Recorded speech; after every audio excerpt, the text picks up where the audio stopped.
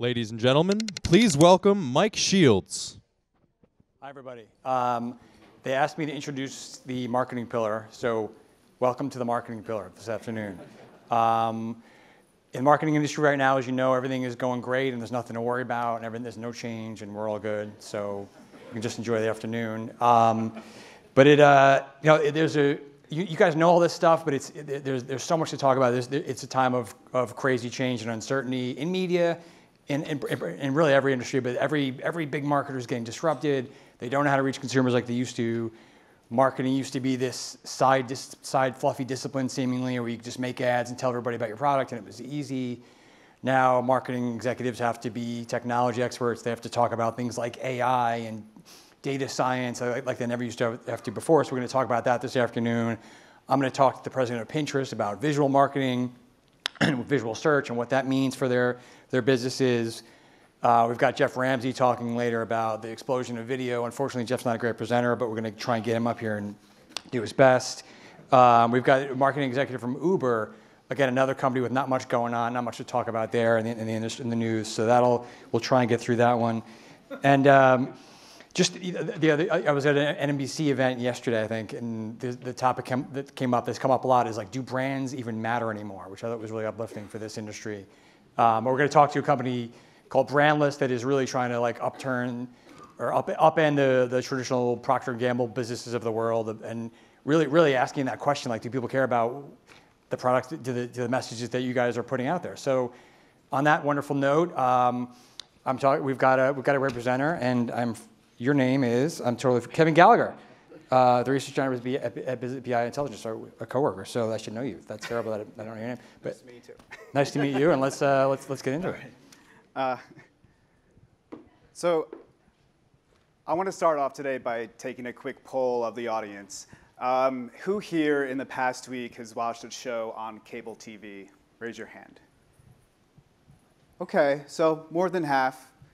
Maybe not so surprising, but it kind of is because, well, people are watching less TV, and we're switching our consumption over to digital. And a major driver of that is cord cutting. People are seeing less value in pay TV and are starting to stream more video content through digital channels and over the top. And so what happens when we switch our behaviors? Well, ad dollars will eventually follow. So 2017 is the first year that digital ad spend surpassed TV ad spend in the US. So just to recap, people are watching less TV, people are cutting the cord, and marketers are shifting dollars. So it's not really looking good for TV right now, right? Well, TV is not dead, and why do I say that? Well, because people are still watching a ton of TV. On average, people are watching 3 times as much TV as they do digital video. And marketers are still spending a ton of money on TV. It's a $70 billion industry, and even though digital just surpassed TV, people are still investing. And why is that? Well, because TV ads are still effective. They still reach 96% of households in the US. They're transparent, you know where your ads are showing up, which shows they're showing up on, and in that sense, it makes it brand safe. So you don't have to worry about your ad showing up on some offensive content. And these last 2 buckets, transparency and brand safety, well, they've been some issues in the digital industry for quite some time now. You don't really get those issues on TV. But TV still has a major problem, and that is that ads are imprecise. So over 2/3 of marketers agree that targeting is a huge challenge in TV right now, and people really want increased relevancy. Marketers agree with that. So when you think about TV, there's this old adage where you spray and pray, and you hope that you're catching the right audience. You cast a wide net, and you hope you catch the right people. So you think you're buying your audience, but really you're buying a TV show. So let's take a look at spray and pray in action. So all these households are watching an episode of Friends, and during the commercial break, they all see this ad for baby formula. But it turns out the only 2, the green households, are actually in the market for baby formula. The other ones don't need it. They don't really care about baby formula. They're not going to need it anytime soon, so they get up, go to the kitchen, get some wine and a snack, and come back. So that's a problem because not only do marketers not want wasted ad spend, but viewers want more relevant ads. We asked our research panel, which is the best way to improve commercials on TV? And one of the top answers was better relevancy. Okay, so there's room for better relevancy on TV. So how do you do that? Well, addressable TV is one way to improve relevancy on TV.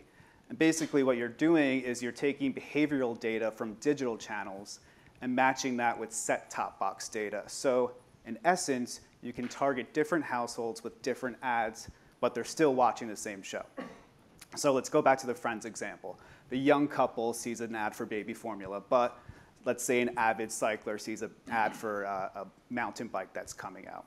So that sounds great. You're going to only target the people that you want to target and nobody else. But does it work?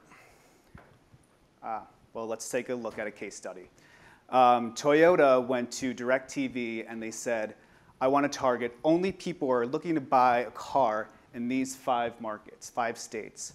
And so through data matching, DirecTV was able to identify only those households and only served commercials to those TVs.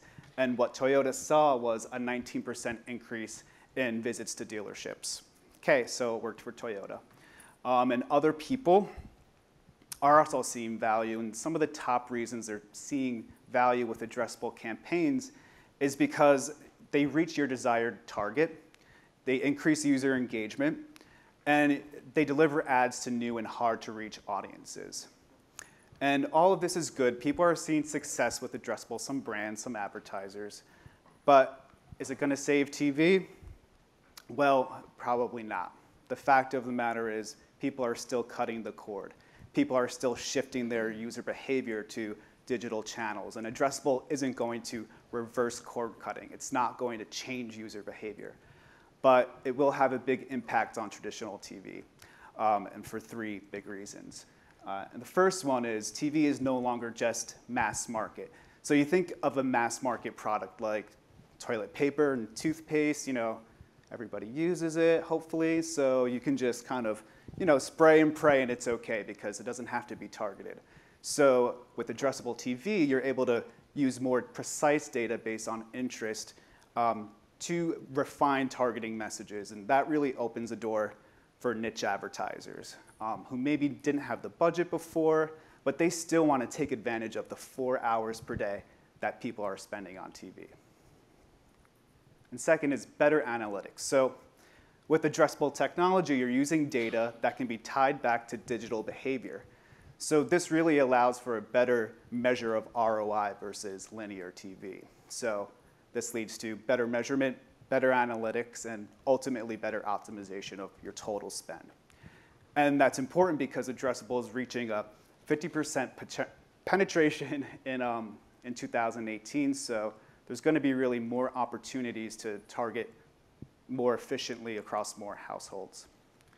And then last, it'll smooth the transition to digital. So what we're seeing right now is linear TV, digital, OTT, they're all converging.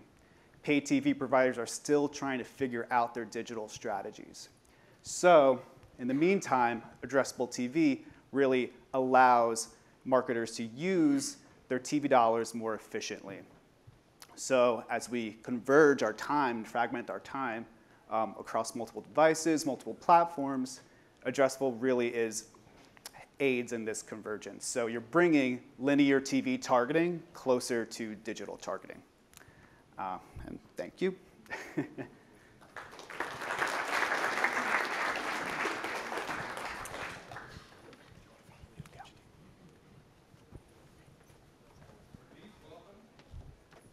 Please welcome Tim Kendall with Kristen Lemkow and Mike Shields.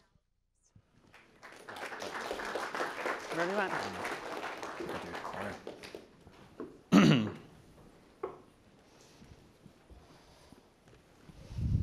Hello, guys. Hi. How are you? Thanks for being here. You have a beard now. I've had a beard. It's full. Beard season's full. coming on. Yeah. Now after Thanksgiving, it really starts to go.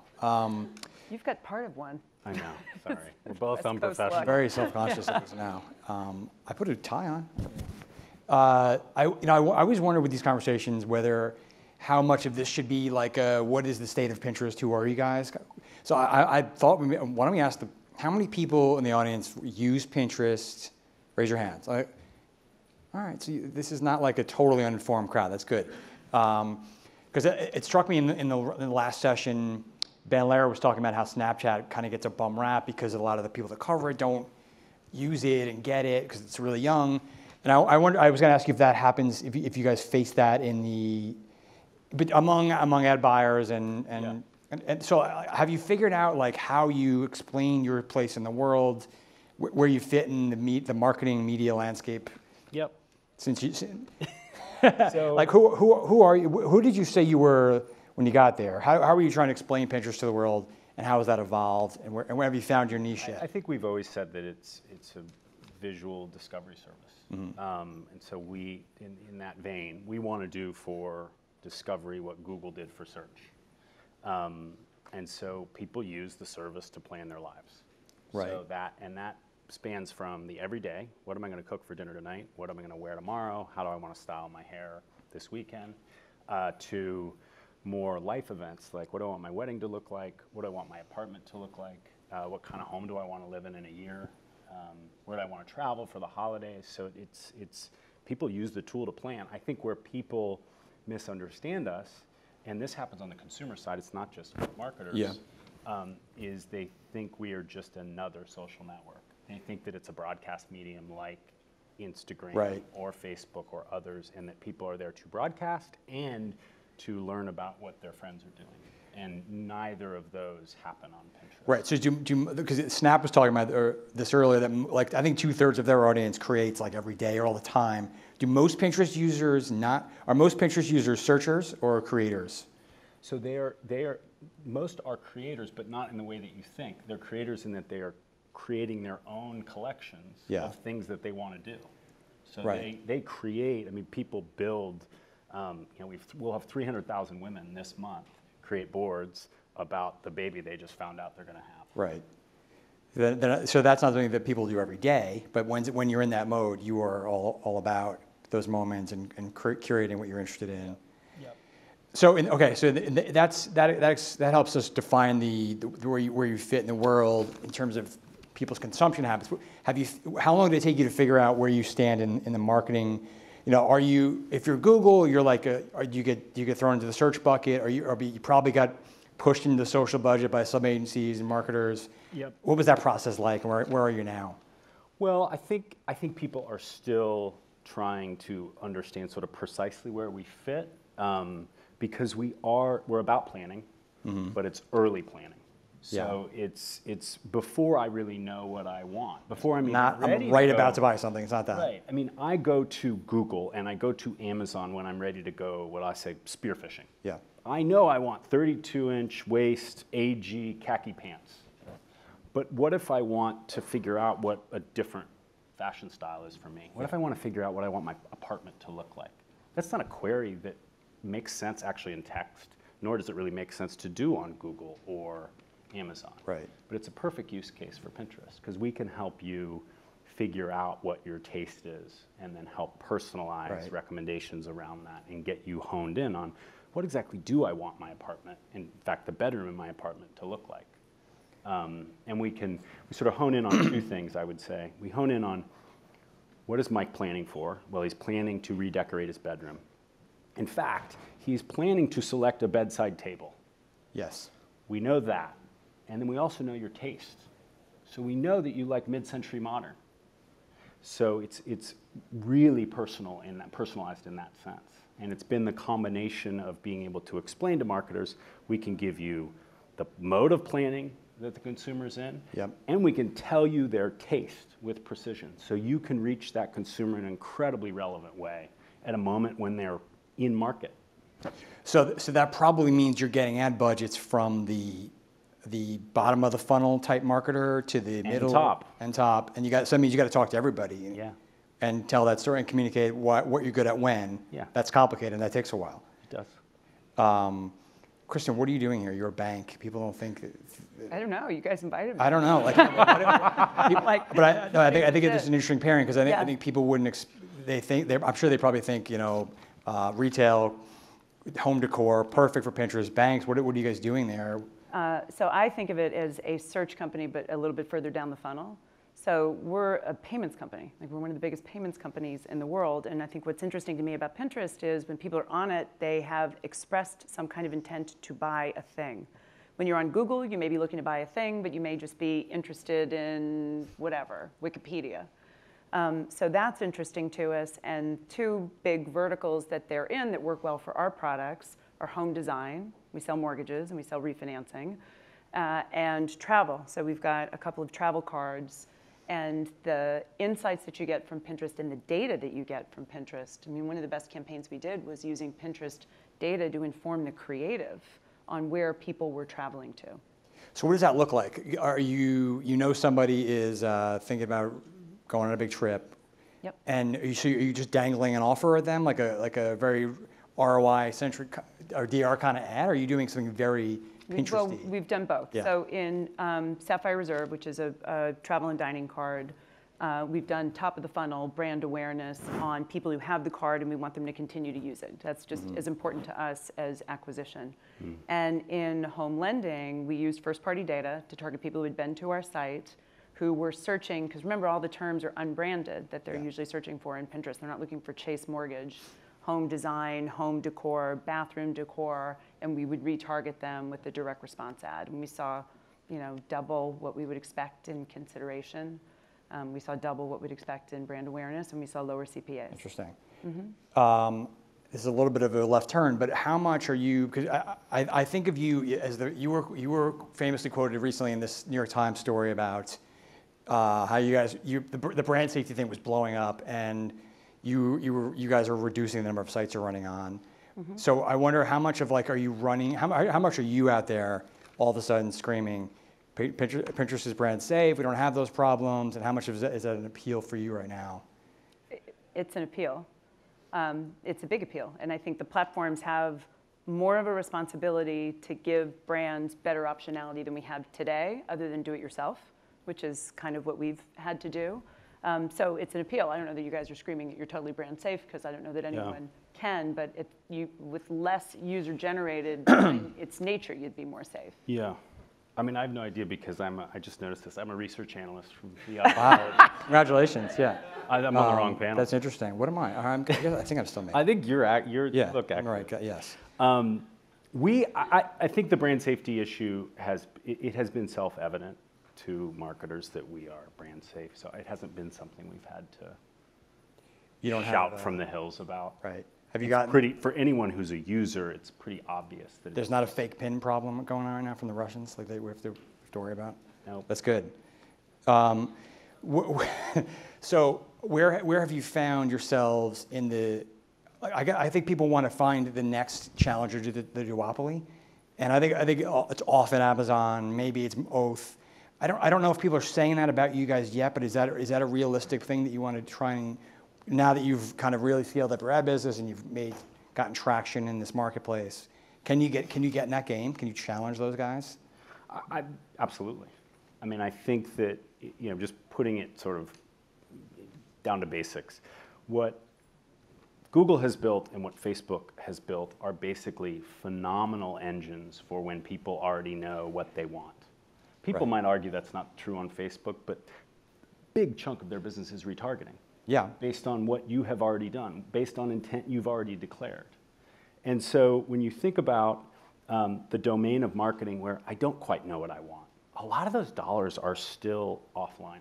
Yeah, I was going to say that's TV. Those are TV tactics. They're TV dollars. Right? And I think that we will have a greater right to those dollars, given what we do, than the other folks, given what they do. I mean, I've been a big loudmouth that Amazon will absolutely be the third in the triopoly. Is that even a word? Yes. But Pinterest looks much more to me like Amazon than it does like Facebook and Google. If you can get the activation, Tim and I have been talking about this for a long time, of click to buy, when somebody's already in the consideration set to buy, as a credit card company, that's really interesting. How do you make sure that's interesting? Because how do you make sure, this is how, we've talked about this with, I keep bringing up Snap a lot, because they're here today, everyone's talking about them. Yeah. They've gotten hit hard by Facebook and Instagram specifically going after their functions and copying what they do. Amazon's kind of getting into some of the stuff you do. Instagram could also.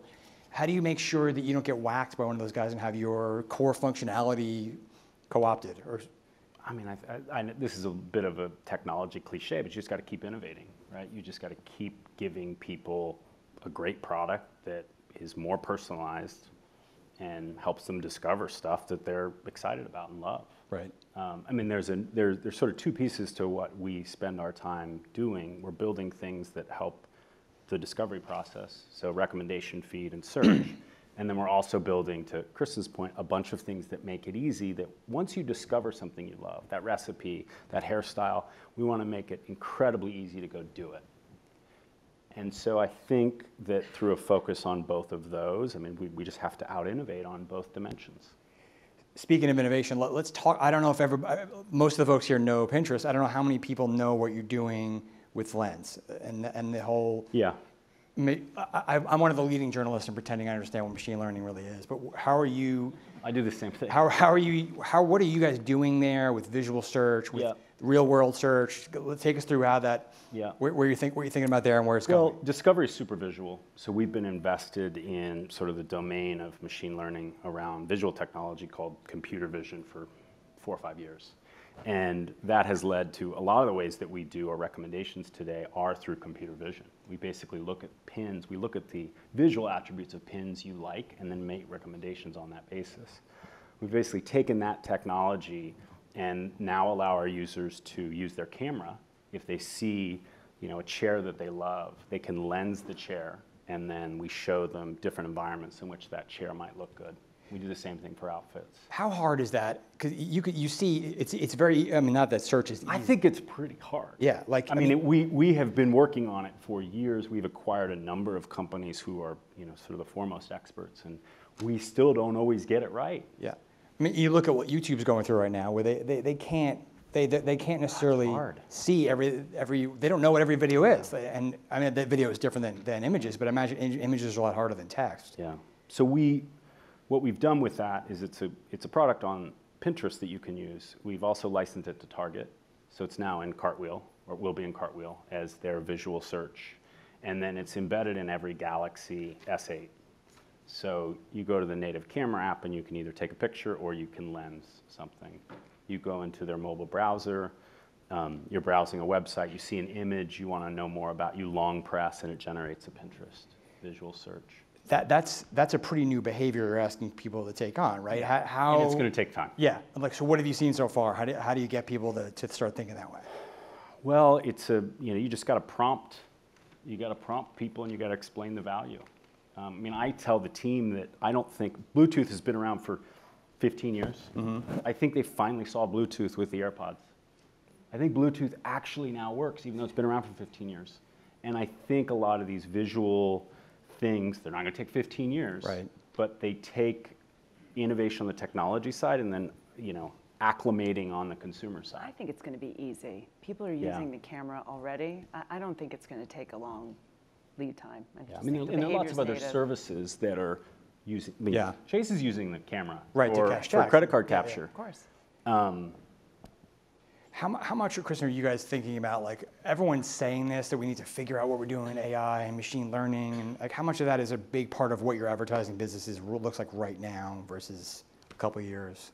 It's a big part of our core business. Yes. On our advertising business, I think, honestly, we got to walk first in that I'm much more interested in the interruptive ad as a format being broken. Like this concept that it's okay to interrupt someone's experience is based on this premise that you're sitting at home watching TV and you're doing something that's passive, where you originally had to get up and go across the room to change a channel or find a remote. When you're on digital, you're by nature not passive. And it's a whole lot easier to just swipe out of something. So I think, like, even in the case of YouTube, yes, they've got to get brand safety right, but I think pre-roll is a bigger problem. It just pisses people off. So I worry, it's actually why Pinterest and other platforms are great, that we're fighting the wrong battle on the targeting and the this and that, when the ad unit itself is fundamentally broken and the consumer's already told us they don't want to be interrupted. Yeah, it's interesting though. The economics of the ad industry are built on interruption. It's going to be really hard to stop that. And media companies based on interruptive advertising are all under stress. Yeah. Every one of them. I mean, with one exception. On interruption. Facebook and Google, which are great, Yeah. are permission-based ads by nature. Right. I mean, the exception is Google is paid search. Yes. That's definitionally, I mean, for the most part, is not interruptive. It's the exception. I think that Pinterest will prove to be the exception as well. Right. I have no idea how we're doing at time. We should probably. Are there audience questions? I know we're supposed to give some time for audience questions. I'm jumping around on topic. It's very hard to see up here. Not yet. Okay. I want to ask you, Kristen, about what you guys are doing. This is another shifting gears with programmatic. This seems like it's been a year of reckoning with the ad tech murky ecosystem. Where are my ads running? Who's taking money? Who's taking nips at every dollar we spend? Where are you guys netting out now that you've kind of taken a hard look at where all your advertising money is going? Do you have any regrets? Like why was why was I running on so many sites? What was it? Totally. Like the fact that actually everybody applauded that was kind of weird to me, when the real question should have been like, what the hell was wrong with you that you didn't know your ads were running on all of this stuff when we were doing it in-house? So, I think obviously fraud is just never-ending whack-a-mole. As a credit card company, we should be able to figure this out better. Viewability is a huge problem. Again, the reason people are using interruptive ads is because you can measure it, whereas you don't know on some of the other formats. And then we've got to continue to call the whitelist and not go on platforms where we think it's brand unsafe, but it's never ending. I mean, did the industry in general know, because it wasn't just you guys, get too caught up in the idea that audience-based buying was the end-all be-all and we don't really need to think about environment so much anymore, and that's like a dated thing? I think we all drank the drug of user-generated content as being the thing without really thinking through ultimately what those risks were going to be, which were all highly predictable. If Google has the best algorithms in the world and their filters can't catch all of this, we had to have known that there was going to be a problem. Right. Tim, another shifting gears. How is, as your company develops, as it becomes more habitual for people to use Pinterest for their lives, to plan, how does voice enter the picture for you? Is it good for you? Is it good for you guys? Bad? If everyone starts doing this kind of stuff, could you see that folks, the Alexas and other tools like that, getting in your way, helping you? Totally different thing. The behavior we see, for the most part, in terms of discovering things, is that people want to use images as the input. Yeah. Not their voice. I mean, the voice input for show me a great mid-century modern bedroom. That is going to give you a range that spans, it's not going to give you any precision. Whereas if you can pick out a photograph, there's hundreds of thousands of bits of information in there about the attributes of that image that we can then use as a jumping off point to give you something very personalized. So you're not saying that buy voice is going to be big, just not for those use cases. I think voice has proven that it works pretty well for spearfishing. Yeah. I want a sports score. What's I the want weather objective tomorrow? information. Right. But and clearly they'll be able to personalize it to some degree. But we want to be able to. We think that with visual discovery for now, there needs to be a visual input, and then we'll give you visual results. I mean, I think there will be some use cases around visual or audio input for show me a great recipe with, I don't know, chicken. There'll be some use cases for that, but I think people are going to side more with unless screens become a big part of that in-home experience, which may or may not happen. Well, sure, but what about the input? Yeah, it's still the same kind of task behavior that you're talking about. Planning. We're paying attention to it. We're not. I just don't. It's not top of mind for us for Pinterest. So, anybody, sir? Yeah, hi. I just had a question. When you talk about using fewer sites, like tips and all this, does that mean you're moving away from programmatic and buying more direct with specific publishers? And two,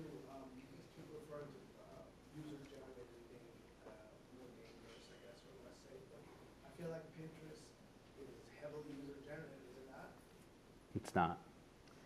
There's basically no UGC on Pinterest. So who posts all that stuff? Users take Clip it. content from professional merchants and pull. But it's not a photograph that they took. Right, and you right? control the API, right? Yeah. Where It can be done enough. Rarely. It's you know, the vast majority is content from merchants, retailers, bloggers. Right. So yeah, my point on user-generated with YouTube, it's something like 400,000 hours of stuff that's almost that's getting uploaded every hour, or some insane amount. It's impossible to really check. And we do programmatic through whitelisting. We check as often as we can our own, everything we're on, and we do direct to publisher. You don't need the LTV, it's all direct through programmatic. Correct. Unless it's a broad-based media partnership with somebody. and you guys have ramped up your programmatic options for buyers, right? Even though a lot of that I believe is direct, but tell me about how that evolution's looked like. Well, I probably wouldn't use the term programmatic, and I wouldn't use it a year ago in the same way that I wouldn't use it today Right. to define what we do. I mean, we do have options that allow marketers to take their customer data and target their customers on Pinterest. That's the closest thing we do to what is sort of definitionally programmatic. So does somebody have to? Does somebody have? I'm talking about like workflow. Does somebody have to call up somebody at Pinterest to actually? But I right. just think about that You're not on as an efficient exchange. direct buying, Yeah, as right. opposed to programmatic, which I think implies, machines and RTB, and I don't know where my ads are going. Right, and I'm right. mixing lots of different data, and hopefully it works. You're not like I'm insisting on faxes. That's the only way I want to work right now. Right. What about there was a time I think.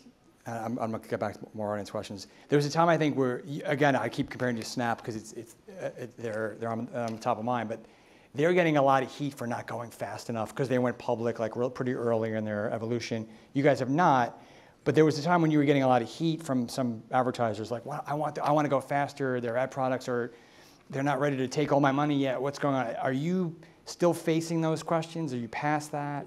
You can ask Kristen, but I think we're People over saying, that. will you take more of my money? And you're saying no? Right. We're past that. I'll be a Right. first. Yeah.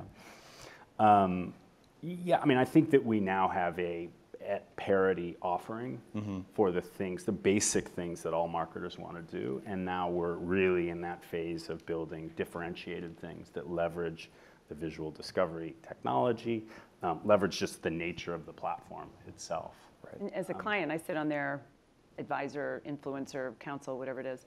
I've actually been impressed at how incredibly disciplined they've been on their product development. So I think there's benefit in saying, these are the 4 verticals we're going to get exactly right, and we want to own this, and then growing instead of kind of not knowing who you are and what you want to be. We're doing everything It takes real discipline to do that, and it's been impressive. More audience questions, sir? So you're sitting right with my content team, actually, who can help you. So here's an example of when you do, and new media companies are much better at this than some of the traditional media companies who think about advertising and editorial as this church and state concept, which for journalism, of course, it has to be. But one partnership we did was with Aussie, where we did a joint branded newsletter around ideas for the JP Morgan Chase brand, where the reader understands that we would have a point of view on that content and will accept that our brand is on actually a piece of media with a media partner. We did a partnership with Ben Lair in Now This Money, where we are the co-sponsor of the Now This Money ad. People understand that Chase has a right to be in a piece of content that's about helping make the most of their money. So instead of spending a ton of money to sponsor someone's new finance channel where I get to rent their audience, the audience understands and actually wants advice from their bank on this type of content, that they'd rather have first-party content or jointly branded content. Okay, follow-up question. So that's aligning ad or audience and content. Are you using data to go find those people so it's more scalable? Yes. But it's basically becoming our own media company, and sometimes partnering with people to do that, and sometimes partnering on a media buy instead of renting somebody else's audience and interrupting them when they're trying to do the thing they want to do. And the internet's democratized content creators, right? There's 400,000 hours of stuff going up on YouTube. I have 38 million people on chase.com every single day, and 28 million people on the app checking their balance every day. I can put content on there. There's been a ton of talk lately about whether I was at this NBC event the other day, and they had all the big companies from traditional and digital trying to figure out, do we need to have some kind of universal way of measuring digital media? And I came away feeling like that's not going to happen, because every brand cares about something different, and every medium has its own unique attributes. How much are you hearing about that talk about whether do we need some kind of, either we all agree on what ROI is, or what viewability is, or what our time is, the way we buy digital things. GRP. And it's comparable to television. Is that like never going to happen? Something you're. Yes, we need it. I don't know if it'll ever happen. Why do you need it so badly? Because you need to measure. You know, you don't. You're comparing apples and oranges on these different platforms, and you know it's hard to explain. And even the media planners and buyers are trying to keep up. So you know you need some measurement integrity across platforms that's governed and measured through things that we can all agree on, instead of everybody providing their own numbers. Whether or not we can break down how that happens, I don't know. I hope so. I think I'm optimistic, but I think we're headed there. I think, you know, just in the past couple of years, viewability and audience verification have become standards. Right. That are accepted by us as publishers and you as a marketer. And I think the next step is basically like, are the ads effective or not? What's the way in which we, standardized way evaluate And that? how do you measure effectiveness? Because if True. you measure, say, pre-roll or a pop-up, True. like your numbers are going to tell you it was effective because people saw it. It's not going to measure that people hate you for putting that thing in front of them. Right. So how do you get to sentiment? How do you get to actually, Yep. does it make somebody want to buy your product or hate your guts? Yeah. Right, and that's going to be different for every brand. That's the challenge. Right. It's hard to be a marketer. You have to figure out how to be a data scientist and a media planner and a media buyer and a fraud expert, and most people didn't come up this way. No. I wonder if there are more audience questions before we keep going. Can't see. I don't think so. I would just add on this point about negative sentiment and signal. When I was at Facebook for the first 5 years of the ad product, the number one thing that we did that led to the biggest jump in revenue was when we introduced negative signal into the relevancy engine. Meaning what? Meaning we are gonna rank ads based on what Mike tells us he doesn't like. So there was an X at the bottom of the ad, and you would exit, and then you'd tell us why you didn't like it. And people responded. People responded, and when we put that into the relevancy engine, we got the biggest jump in relevancy that I saw in my 5 years there. So it's a powerful, to Christian's point, I mean, if we could get standardization and visibility around that, we could make all ads way better. Is there equivalent initiative you're doing right now at Pinterest that you can factor in what people think? Yes, we do. We collect negative sentiment. But you're generally on Pinterest because you're looking for something you like. There's something more positive about Correct. the platform. Right, right. You're fundamentally there for looking at stuff. You're not. So You don't have a lot of haters on Pinterest. No, it's a positive place. Right. No bots that we know about. What am I going to ask you next? I'm thinking about. What are there? I know you guys are pushed into video. People wonder if that's going to be the next. There's all this talk about how much video money there is in the advertising market. Is video a big use case on Pinterest? Is that something that you're going to ramp up more? It is. We're going to continue to ramp it. We now have autoplay video ads. We've had them since the summer, and they're doing great, and they look good. They look good from a user experience standpoint. I don't think users find them interruptive at all. In fact, Autoplay is different than pre-roll. Yeah, yeah. But will that ever become your core ad unit or not, or is that always going to be sort of an add-on for you? I would expect over time, yes, because I think video is probably going to, I can't predict exactly how. I think video is going to become more fundamental to all of these services. Yeah. But and that doesn't always require you to do something super custom if you're an advertiser. Correct. Right. What about, I'm thinking, take us in a few years down the road with machine learning, lenses, where the business is going. Like what are some innovations in visual advertising that we might not expect that are going to be something that either you lead or the industry is kind of. Well, we announced this in the spring, which is that we are now, and I alluded to it earlier, we're now using visual signals, so computer vision. So when Kristen clicks on something, like a close-up, right? She'll take a pin that she sees of a living room vignette, she'll close up on it.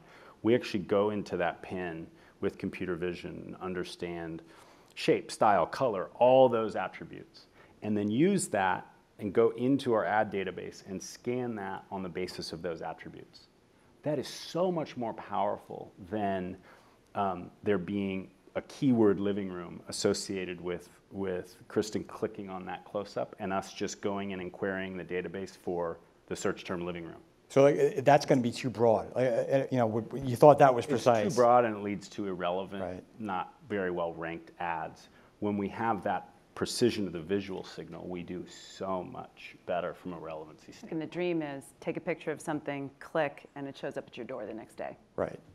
And if you can ingrain that kind of shopping behavior in your platform, you want to become a daily vital source for people. And that's, again, you got a lot of other companies trying to do that, but that's a place. Ben will often say, our CEO will say, you know, we think the camera is the new keyboard. Yeah. And what Kristen mentioned is like that is the use case. And I think that's where we're headed. Cool. Anybody else? I think we have one question and that's it.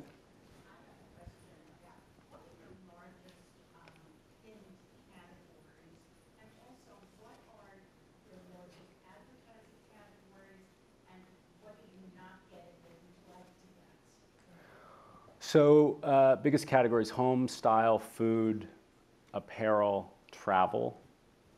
You know, biggest advertisers are retailers, consumer packaged goods, and financial services.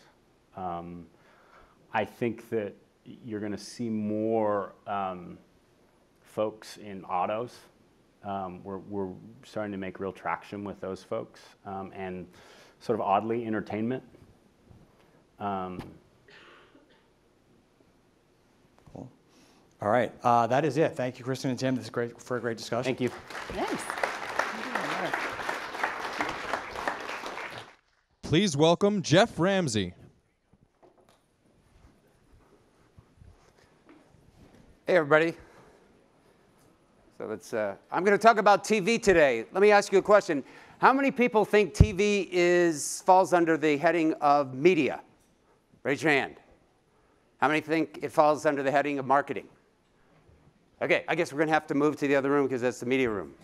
That was a joke. Okay, I know we just had lunch, but we need to get wrapped up here, guys. There's more coffee back there. What I'm here to talk about is the video tsunami.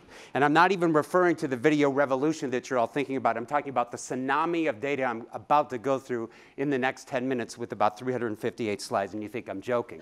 So the agenda today is basically to cover where is the consumer going, where are the dollars flowing, and what is the future state of TV or video as we think of it today. And it really all starts with time, reminding myself that I only have 10 minutes. But no, it's about the time that people spend with media in the course of a general day. eMarketers forecasters have been busy recrunching the numbers. We look at about 70 different sources, and we look at the different definitions, methodologies, and biases to try to suss out what exactly is happening with media time spent.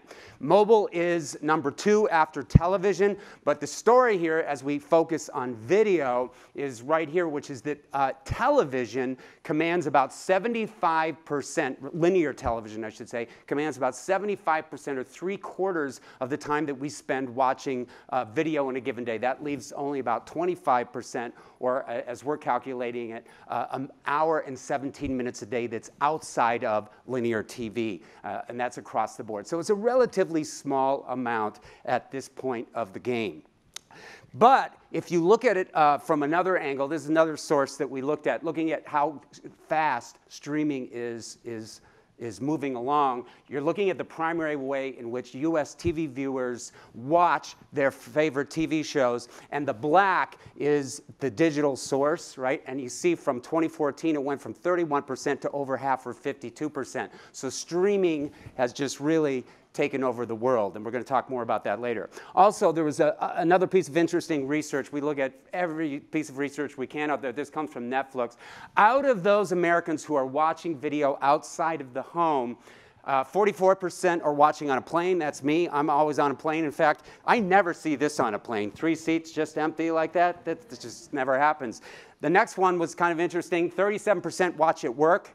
I'm sure bosses are excited to see that their employees are watching Netflix at work. And then this one, I spared you the photo. I'm not quite sure what that was all about, watching a public restroom.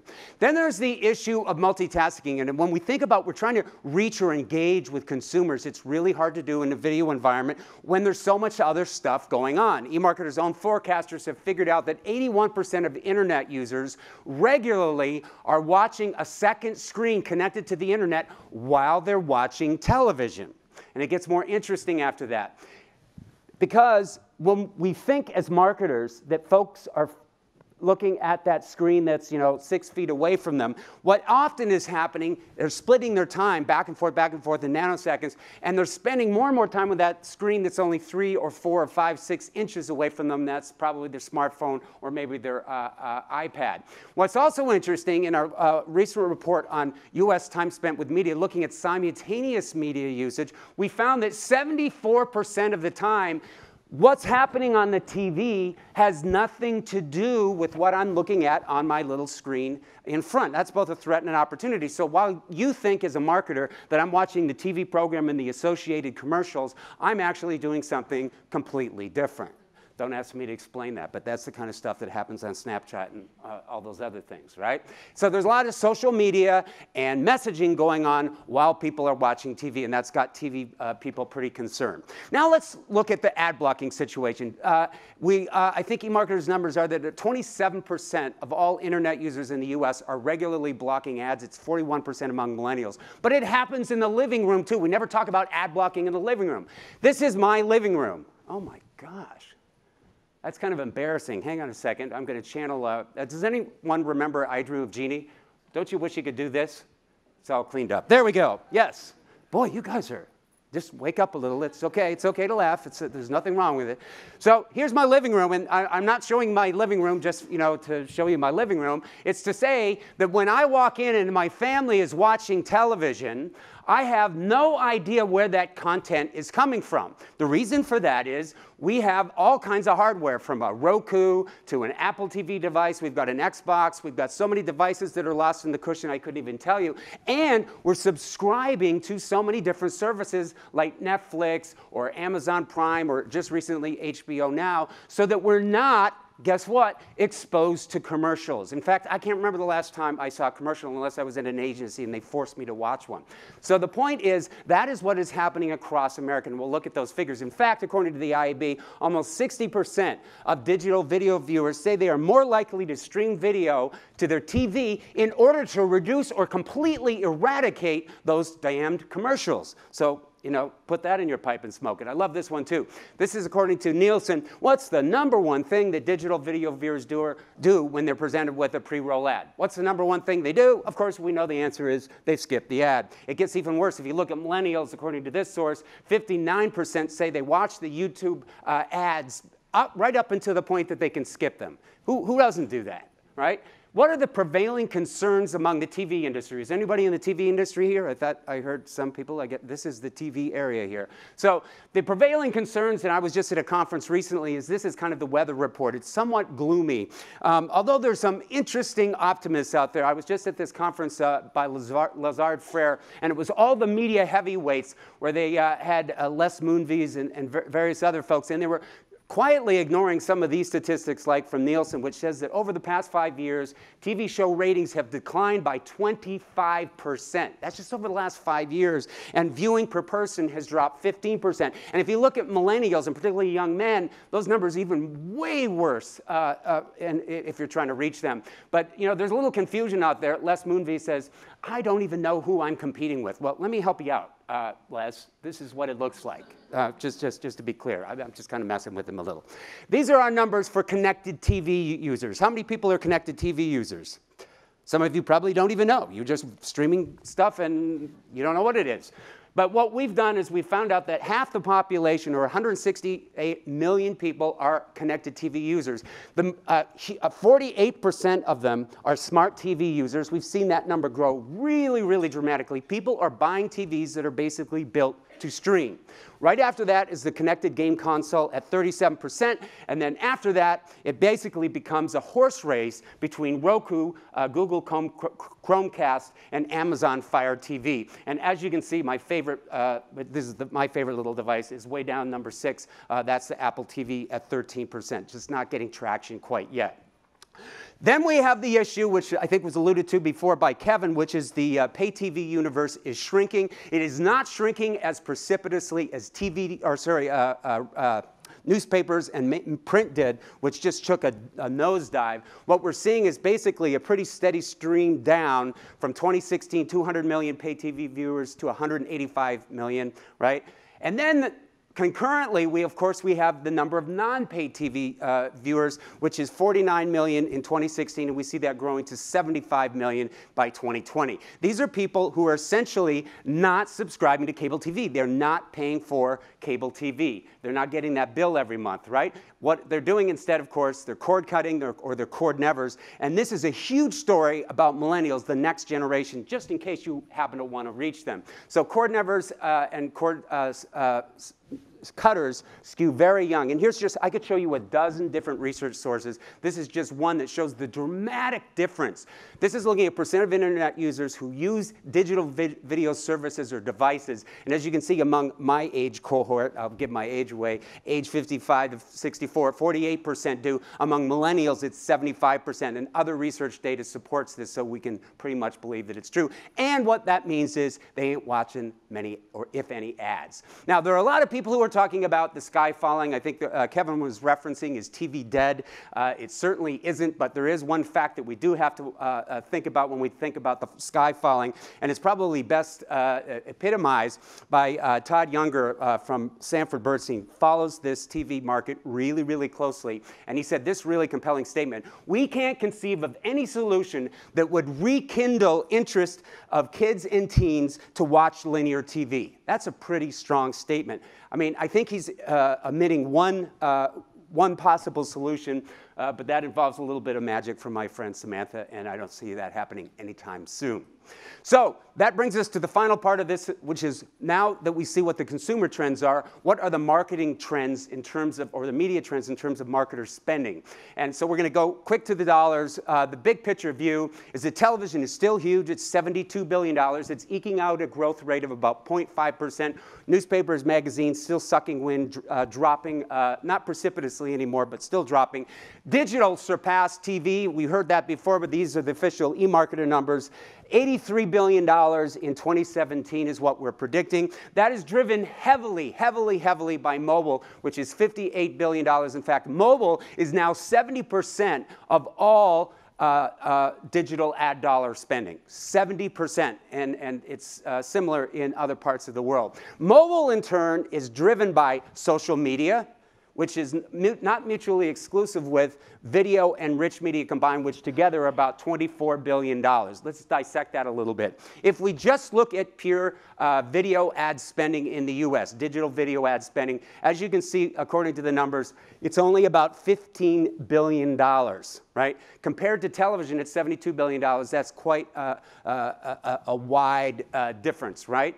But if you add in rich media, right, then you get to a number that's closer to $30 billion. So now we're talking almost half of television spending. What I mean by that when I add in rich media is that I'm talking about outstream video ads and in-feed video ads, which are video ads that are not in a video context. So think of streaming or in your news feed with Facebook, and you're going through text after text after text, and then you see a video. That's what we're talking about there. That's the third. You add in those dollars, and you've got $30 billion going through video in a digital sense. If we look at the growth rate for digital video itself, 16% according to eMarketer, but you don't have to believe us. We can show you almost a dozen other research sources, and they're all showing double-digit growth rate, so you can pretty much believe that it's true. Programmatic, everybody's talking about programmatic. Some 78% of all display ad dollars digitally are bought programmatically. The number's a little smaller with video, it's at 69%, but it's growing at 42%. By the way, anybody trying to keep up with this and write all this stuff down or take pictures, don't even bother.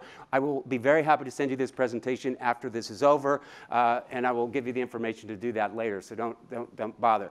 If you look at television, programmatically, it's only 1.6%. So we have a long way to go to get television being bought on a programmatic basis. And it's really confusing and so on when you look at connected TVs and so on. And so there's a whole bunch of work that needs to be done there. But what one of our analysts, Lauren Fisher, said last year is that 2017 will prove to be the pivotal year where brands begin to push to make audience-based buying across TV and digital generally a more standardized practice. And indeed, that is what's happening, although it's a little slower than we would like.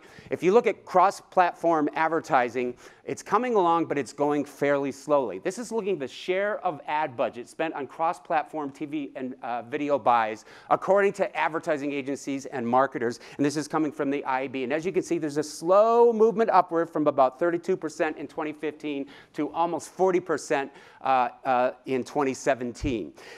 The problem is there's just a heck of a lot of work that we need to do because it's really the nirvana we're looking for. As we interviewed this guy, Greg Portell from A.T. Kearney, he said that cross-platform video advertising is the holy grail, I love this, of surround sound marketing, where we can have all these different devices and we can have the same content or related content. That is going to be a real opportunity for marketers if they can grab it. The only problem is MIT, and I'm not talking about the university. I'm talking about, what does the M stand for? You know what? Forget that. It's technology. It's structure. It's inoperability. You know, when we think of different operating systems, and then you have iOS and you have Android, that's hard enough from a programming standpoint. But then when you add in Roku devices and Chromecast, it gets really, really complicated. So operationally, it's really hard to put all of this stuff together. So that's it. We have a lack of measurement, we have a lack of integration, and we have a real problem with technology. So we have a heck of a lot of work to do in order to sort this out. But thankfully, we are just in the process of releasing a report about this, which you can see in a second. It's called the Cross-Platform Video Ad Buying Report. We'll be happy to give it to anybody for free if you simply give me your card, or Marissa, who's in the audience right here. And I think that's my 10 minutes to summarize TV and what's happening in the US. Thank you very much. Please welcome Kellen Smith-Kenny with Steve Kovac.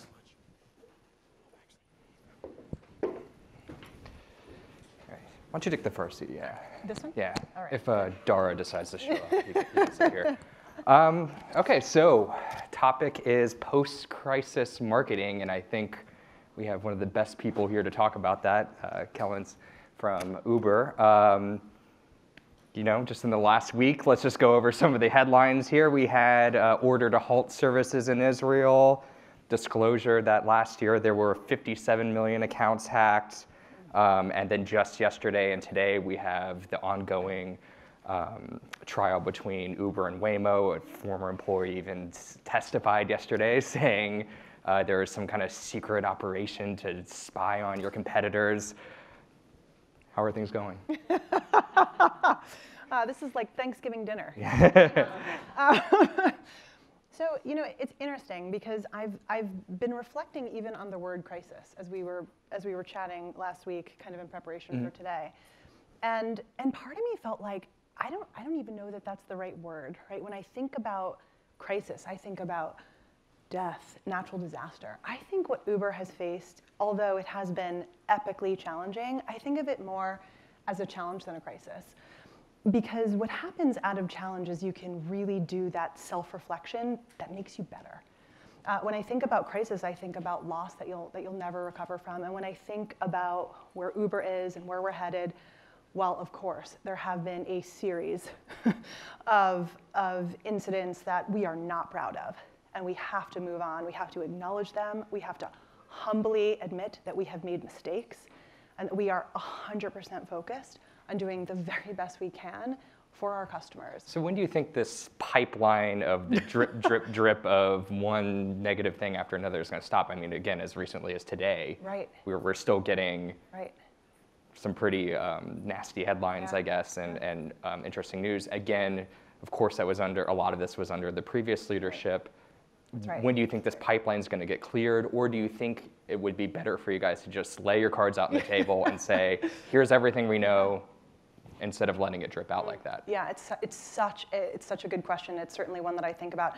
I do not have the crystal ball to Right. know, but I will tell you, I am more certain and more confident than ever that if things do drip out, they will be things from the past. Because with Dara, our new CEO, with his arrival, the tone, tenor of the company has radically changed. Tell me how. Tell me what his messaging to you personally and Yep. just company-wide has been. So, as a marketing professional, and I know I sort of lock arms with my friends in PR and my friends in brand, he was the first one to acknowledge PR, marketing, brand cannot fix this with better storytelling, right? He's like, we have to change the story. And he said that 5 days into the job in front of the whole company. He's like, we have to radically, fundamentally change the way this company operates. And he's starting to put that into practice with some very impressive new hires. We're fortifying the HR team. We've also done, I think, a tremendous job of really re-examining what the cultural norms of the company need to be so that we can be the type of company that our customers are infinitely proud to use. And you can just feel it. It's like palpable inside the company. There is a level of optimism, even in the most recent headlines. Mm-hmm. People are not like, people are like, all right, we're going to do the right thing no matter what. And so as some of these things, like you said, continue to trickle out about things that have happened in the past, all we can do is control what we do about them today and how we face them going forward, and making sure that there are no more unforced errors, making sure that we are just deeply focused on what is the best thing for our customers, and just showing a level of humility, right? Like, he's gone out there and said, we have made mistakes, and that is not acceptable. He went to London during that too, right? So why don't you talk a little about, let's give one example of that. Right. So there was the ban in London Yes. from, he went out to London basically hat in hand, and how did that work out? Yeah, it's interesting because the customer's response to his open letter to London was so powerfully positive.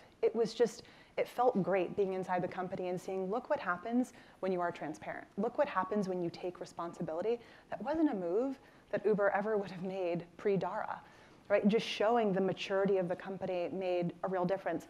In addition to having our customers really respond favorably, the City of London responded really favorably. And we, again, I think, have a bunch of optimism as he continues to meet with leaders and he continues to spend time with the company about how we're going to be as we look to the future. So much of Uber now is focused on what we can be for our customers, and we're trying to do a lot less looking back. So now in your role, just this year, obviously this year didn't go as you originally planned going into 2017. What have you had to do to pivot or change your messaging as a marketer for the consumer side? We know what's going on internally now. What about externally? Yeah, you are correct. When I think about the plan that we put together at the very end of 2016 in preparation for 2017, it's very different than what it looks like today. I mentioned that when you face challenges, right, there's always an opportunity in there. And I had a team meeting where we were talking about 2018 planning just on Monday, and I had my leads go around and I said, tell me what you're thankful for. And almost universally people said, I am thankful that we have, as a company, held the mirror up to ourselves, and that we have an incredible opportunity to re-examine things that we never would have re-examined before. And the first thing that comes to mind for me is how dedicated we are now to our customers. I think before, right, it was just this runaway juggernaut of growth. And we were like, how do we grow? How do we get to more markets? How do we get to more customers? And now what I see people doing, and it's silly that this wasn't prioritized before, but we said, how do we give the customers that we have right now a hug? How do we make them feel really proud, not only to ride and drive on our platform, but to invite other people to our platform? I genuinely do not believe that would have happened if we didn't get kind of stopped in our tracks, right? So it's very humbling. So give me an example of what you've done on the customer side, or rider side, rather. Right. So one thing that's worth mentioning is when we talk about customers, we do have this It's dual the side drivers and the marketplace. riders. Yeah. And it's very difficult to talk to one without talking to the other, because in order to have a flawless, perfect Uber experience, we need for that delicate balance of riders and drivers to be at equilibrium. If there are too many riders in a market that are demanding rides and sort of logging in and requesting, then what ends up happening is the wait times are longer, the prices go up, and riders don't like that. On the flip side, we've got some markets where we have more drivers than we have riders. And the drivers are very frustrated because they're not busy. So everything we do when we try to like really listen to our drivers, when we try to really listen to our riders, it's this delicate balance of making sure that we're serving both sides of the marketplace equally. But there was no secret sort of coming out of February that we had a major reputational issue amongst drivers. In February, why was February so significant? I know, but tell me. So some of you probably remember that there was this delete Uber movement that happened at the tail end of January, and that started to just surface a lot of questions around, are we treating our drivers the right way, and have we demonstrated a true respect and reverence for the people who move our platform? And our drivers had said to us for years now, hey, we want to be tipped. We need better support. We don't like the way the structure of payment is working for Pool. And so what we started to do in June was we took all that feedback in, and as you guys know, even in a fast-moving company like Uber, to address all of those concerns very, very quickly is challenging. But we rose to the occasion, and starting in June, we rolled out this campaign called 180 Days of Change. And the 180 days, maybe it was like a little inside baseball for all the mathematical nerds in the company. I happen to be one of them for like the 180-degree turn. But month by month, we rolled out a new set of features that were in direct response to what our drivers said they needed to believe in our company again. In the first month, we rolled out tipping. We had resisted tipping for years. And why? Why was that? Why was there so much friction there? Your rivals have been able to do it easily. Yeah. So it's a great question. I think it was a number of things, but so much of what it boiled down to is when we looked at the two-sided marketplace, we said riders just love the magic of Uber. They love the simplicity and the elegance of push a button, get a ride, and then when your ride is over, you just get out of the car. There's no kind of fumbling around. There's no checking out in the app. And I think there was a nervousness around, what if we introduce a little point of friction for riders? How will they respond to that? Will that sort of drive them into the arms of a competitor? And what we saw, and again, the beautiful thing about consumer research, was that riders said, no, I want you to make it easy for me to tip drivers. And right now, I'm sort of fumbling around in my wallet because this guy taking me to the airport, I want to give him $20. Anecdotally, I myself have done that. Yeah. Give him cash. Yeah. That's right. And so when we decided that we were going to build tipping in the app, we said it has to live up to the magic, the seamlessness, and the flawlessness of Uber. And so we tried to build a really magical tipping experience. And look, we are still not perfect, but we're making it better and better and better with every iteration of the app. So tipping, one thing you added for drivers. What else? Support, 24/7 support. Phone support. So they used to be able to get support 24/7. And the ironic thing was there were always humans on the other end of that support, only it was so robotic that people thought it was a bot. So we almost had like the cost of humans, right. But married with like the soullessness of computers. So and this support is if they have a billing problem or something like that? Anything. They can call us for anything. If they've been hit by another vehicle, if they had an issue with one of their riders. We really tried to roll out policies that were very much in service of our drivers. So that was the second month. The third month, we addressed Pool. We had drivers tell us, look, when I go from point A to point B and I have to make an extra stop to pick up another person along the way, that's actually more work for me. I want to get paid for that. And so we introduced this Pool fee so that now each time they pick up an incremental rider, they get a little something extra. They're not just being paid for the route from point A to point B. And so lots of stuff going on with drivers, probably more they would want. First thing that comes to my mind, full-time benefits, a 401k, health insurance, hourly rates maybe. Is that going to happen? You know, it's interesting. We had a theory that maybe drivers wanted hourly rates as well. And after very intensive research, the drivers have told us they actually don't. I bet they want health insurance. They actually, a lot of them don't. No. So we'll talk about hourly rates for a sec.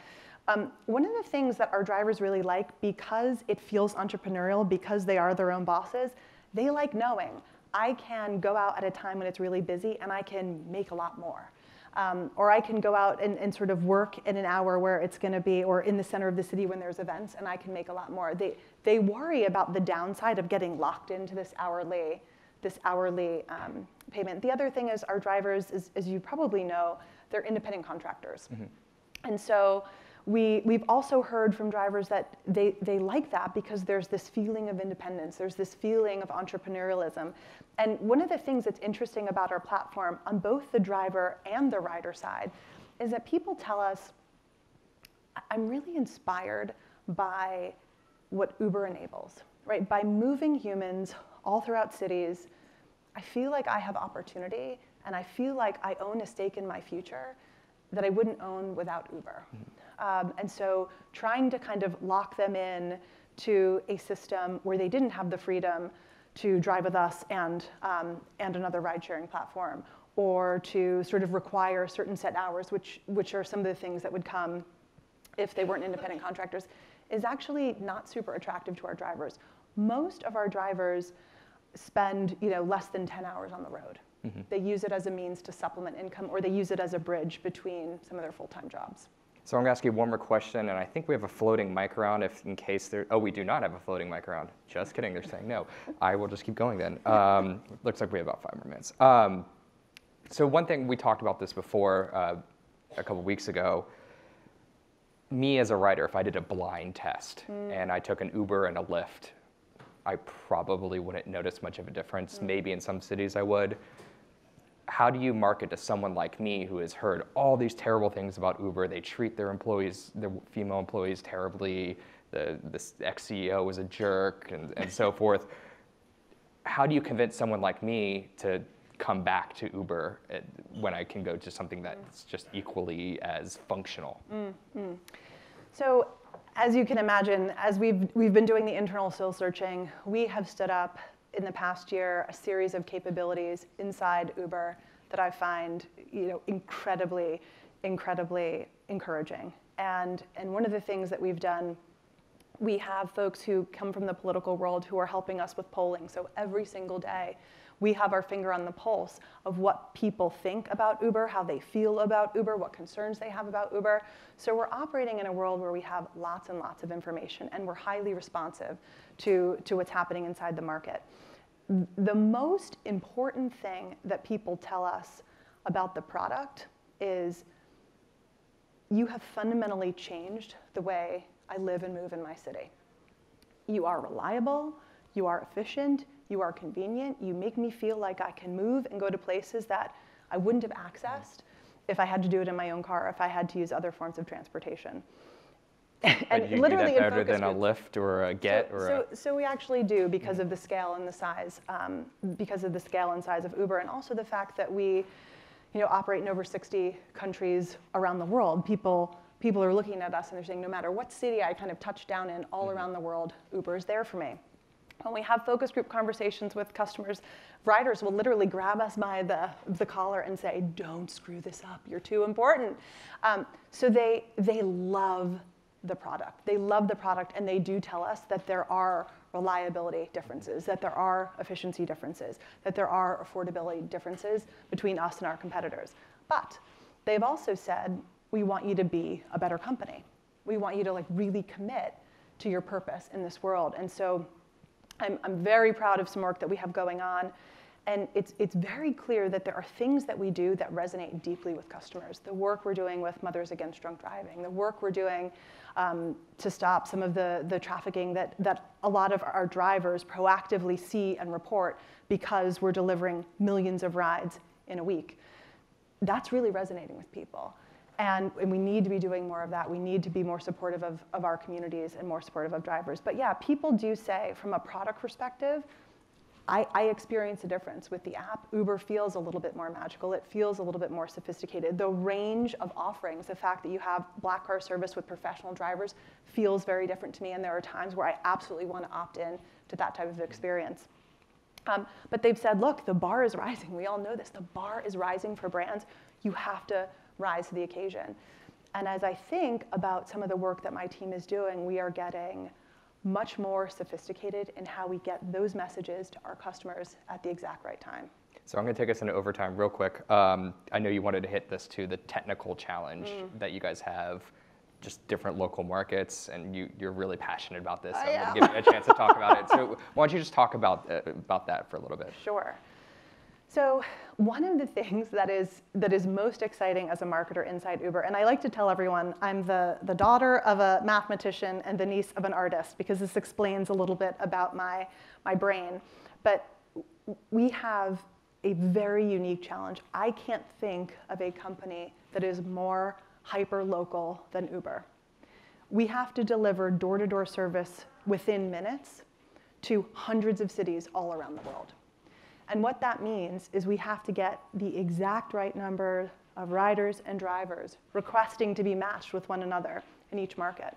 And so when I first arrived at Uber a year and a half ago, we used to do a lot of national work, right? And it made our numbers look very sexy, right? We could show that all the efficiencies were working harder, particularly because we, as folks inside the tech community in Silicon Valley, were very mathematically and scientifically oriented. But what we quickly noticed was that while those national metrics, those efficiency metrics were looking good, we actually could be throwing off the balance in certain cities. And that was very terrible for our customers. And so now what we do is we purchase a vast, vast, vast majority of our media hyperlocally. We build out individual cost curves for hundreds of cities all around the world. Sounds we look easy. at it. Yeah, we look at it by channel. And the other thing that we need to do, right, is we need to bake in what is the lag when you acquire a new customer on the rider side, and what is the lag on the driver side, and how does seasonality impact that? So there are some markets where it rains more than others. That actually deeply impacts what happens with supply and demand. Same thing with drivers and riders. Our riders tend to move from sign up to first trip in days, sometimes even hours. But drivers can take weeks and months. There's a really long and fat tail. Seasonality-wise, there are times of the year coming out of the summer, right, where there's less demand because people are on vacation. But drivers may be in between jobs and they're sort of looking for a summer gig. So all of that gets baked into our models. And in addition to just working on media and performance marketing, we also work with our friends and colleagues on the marketplace team, and we have this cross-lever optimization where we make sure that we are funding both sides of the marketplace very strategically by market, day in and day out. So it's very exciting. Over 40 data scientists just in my organization alone to make sure that we keep our customers really happy and feeling like the experience on Uber is flawless. Sounds good. All right, we're going to have to end it there. Kellen, thank you so much. Thank you. Thanks, guys. Please welcome Naveen Rajdev with Jessica Smith. Hi.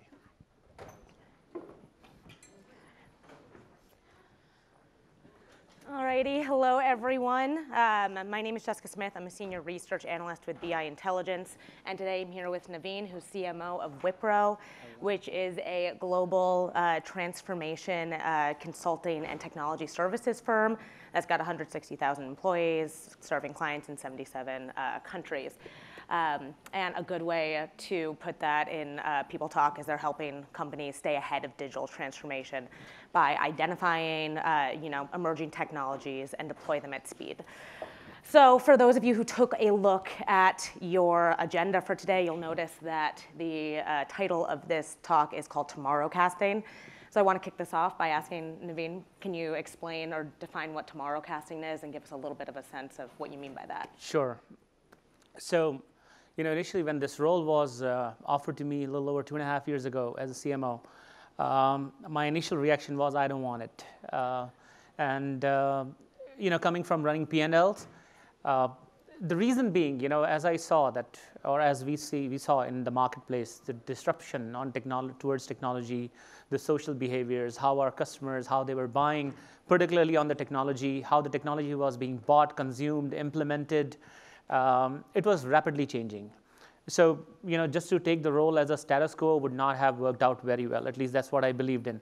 So I made sure that I have all the commitment from the organization. And as I looked at it, the importance of this role was that, the way things were changing is like, who will be buying from us 2 years from that point or at any point in time, and who will be willing to work for us 2 years from that point.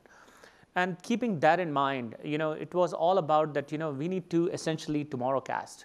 The team we need to build, the people we need to hire, the people, at a company level, the culture we need to build has to focus on what is tomorrow. So I'll give you a little more data on that. When you look at, we all are familiar with net promoter scores. And net promoter scores are very, very common. Every organization does that. Now, we were in top 2 box of net promoter scores, so which means everything is good, we are delivering well, our customers are happy. But one question we asked ourselves that, will your hungry customers, are your hungry customers of today, are your happy customers of today, will be hungry customers of tomorrow? And that was the crucial point which helped us drive this. And the other data points we looked at it is that, entire marketing teams as it was running around, not just ours, but, what I studied in the market, they were running more towards loyalty based that, okay, he or she is my customer, let's sell them more, let's try to do that more. And we know that, loyalty programs hardly work, and especially in the era where we live with passive loyalty of customers, where customers change brands at any point in time. They go, not just in B2B case, but even in B2C case, customers change their brand rapidly. With that, we felt that it was a need to tomorrowcast. It was a need to start looking ahead in time and capture and drive our entire discussion and entire mindset of not just marketing team, but of the company to pick up those weaker signals from the market, which can become trends tomorrow. They are not yet trends. And our goal was we were not looking at trends which were 10 years out or 5 years out, but we are looking at things which people can really look, I see some weaker signals. This feels like happening, and this can change the behavior, and then asking ourselves the question, so what does it mean for us and for our business and for our customers' business?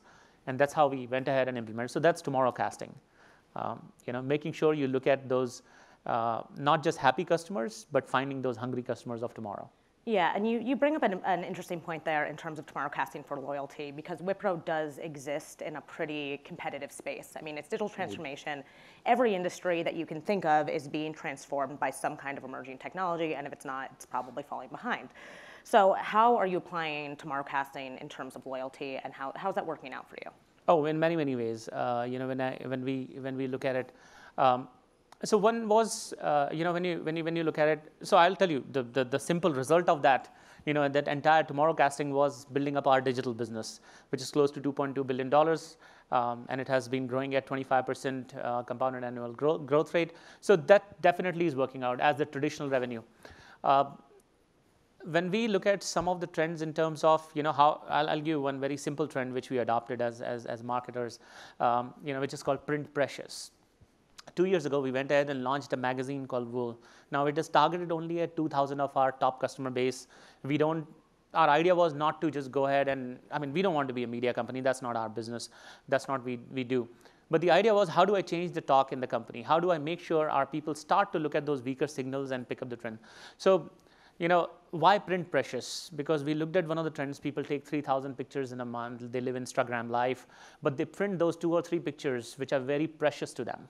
And from that, we started that, we're going to print a magazine, and it will be available only in print, but we're going to pour our heart and soul into it in curating the trend. So it was not about just looking at a lot of data which existed for us, but how we looked at it was that, where is this data leading to? There was no preconceived question over there that, this is what we are looking for, but we looked at the data and we looked at those signs which kind of justified that, oh yeah, this could tilt in the future. So we started to pick up trends. And that magazine was kind of a classic case where I was asked by a lot of our executive team members that, we are a digital company. What's wrong with you? Why are you printing this? And especially guy who comes from running P&Ls and becomes a CMO, everybody questions. So I went through it. But today it is one of the best things where even our board members call us and say, oh, do you want to feature so-and-so person in this? So the idea was not to launch the magazine. The idea was to change the conversations, what we have. Mm-hmm. So that was one simple example I'll give you in that. Yeah, great. And in terms of mentioning the fact that you're using data to look at picking up the smaller signals to stay ahead of how you're interacting with your consumers and the messaging that you're putting out there, you also mentioned that you're pretty experience-driven in this, and you actually mentioned in one of our earlier chats that you have an internal team called Mink of 6 people that really goes out there after those experiences to figure out what's going on the ground and tries to deploy new technologies that the signals that you're picking up from the data might not necessarily indicate. Can you tell us a little bit about how Sure. you're combining the experience and the data? Sure, that's so that's kind of an interesting. We call it Mink. It stands for Marketing Innovation and Creativity. The idea was that, of course, we have our own AI engine. I can skim through any amount of data we want, and they give us good trends and all that stuff. But we wanted to, the human element of it. How do you experience it, and how people are experiencing it, and what does it mean for our business? So we created a team called Mink. They don't have a job description. They just go out and meet a lot of people. And I'll give you some examples. They met a chef in Toronto, and Lauren Toyota, and she was an MTV VJ turned into a chef, and she helped us define our social media, approach to the market, which has worked out very well. That in 6 months we went from where we were to roughly 1,200% our social media. So other thing is, a lot of our videos are actually curated by a monk who lives in the New York City. So yeah, they really go out and look for these newer things which would mean something to us, but something which is not so obvious for everyone. We look at it. We look at the authenticity in the voice. We look. Just from that example, they go and challenge a lot of technology companies in terms of how their technology can be integrated into various things from a marketing standpoint. So that's what it is. One of them is right here. Chris, raise your hand, man. Yeah. Great. So you started Mink, the Mink team, just about 2 years ago, and you only became CMO 2.5 years ago. And this kind of brings me to an interesting concept that you'd brought up of tomorrow casting 8 quarters at a time. So instead of looking at the broad, long arc of digital disruption, kind of looking at a more manageable 2-year time frame and looking at what that means for a marketer, because that makes it much more tangible, much more realistic. So you started Mink right into your tenure, and so we've already come 8 quarters. Yes. And we're about to, what do the next 8 quarters look for you, and how do you plan to, apply tomorrow casting in terms of what's to come next? Do you have any other teams that you're going to launch, any other major strategies that you're going to roll out? Sure. So, if I look into 8 quarters, if I remain the CMO, though, from our company history perspective, I'm the longest serving CMO. So, congratulations. Thank you. I don't know, from that, because I don't think it's the CMO is the right word, but I think we all are customer evangelists. That's how I take my role. Into the company, coming from businesses. So I'll if I look at next 8 quarters, I think looking into the trends where things are going, 1 or 2 things I would, if I'll let audience judge.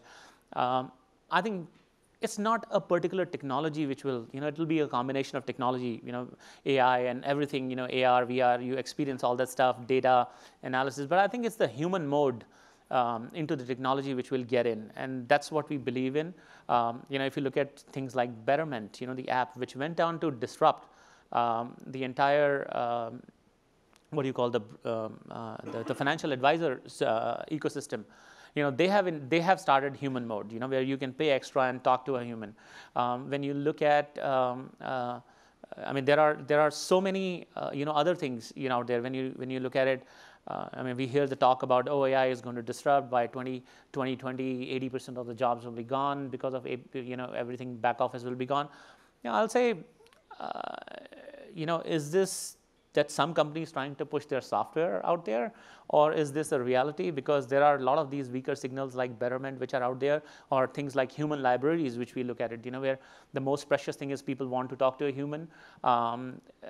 So we look at those trends, and I think 8 quarters down the line. So our approach to the technology is make it more human, make it more invisible, use AI to make it more invisible so that the touch interface goes away.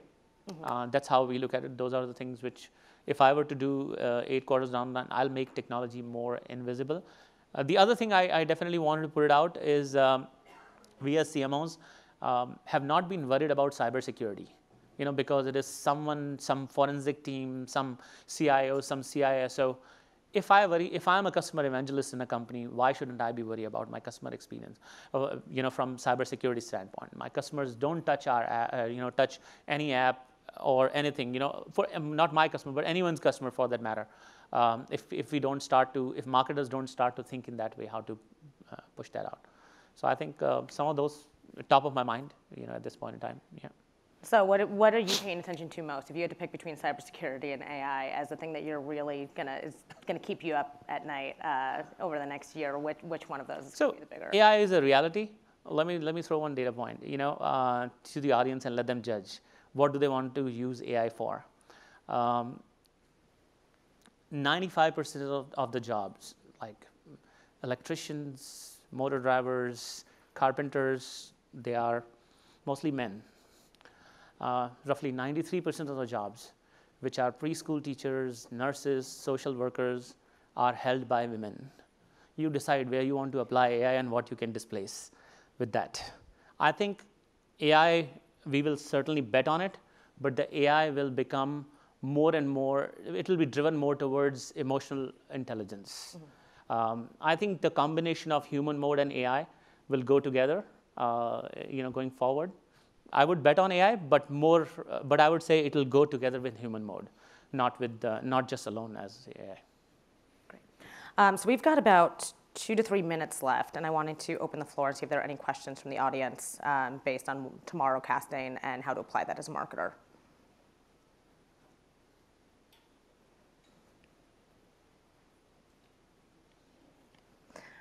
I think you explained it so well I think that everyone has a great concept of tomorrow casting and is prepared for the 8 quarters ahead.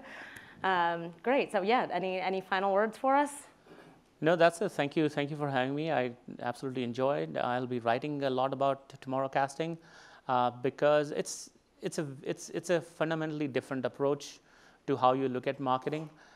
We have found it very hard to change the mindset of our teams, because it is not just very easy for anyone to, start looking to the future. I mean, everybody goes and reads about trends, but to really look at those weaker things before they become trends is really tricky. And we have spent enormous amount of time and energy in doing that.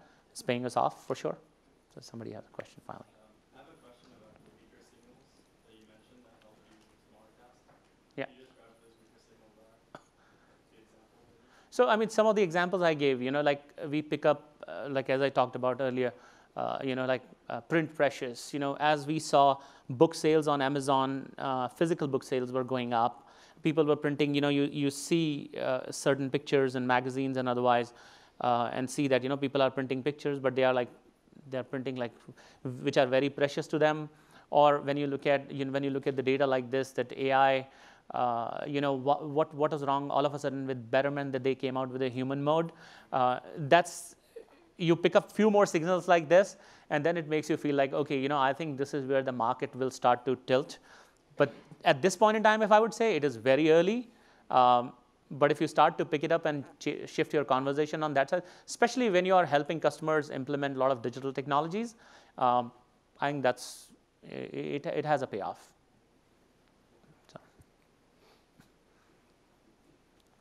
Okay, looks like we Thank you so much. More questions. Thanks for your time. Thank you, Naveen. Naveen. Thank you. Thanks for having me. Please welcome Tina Sharkey with Mike Shields.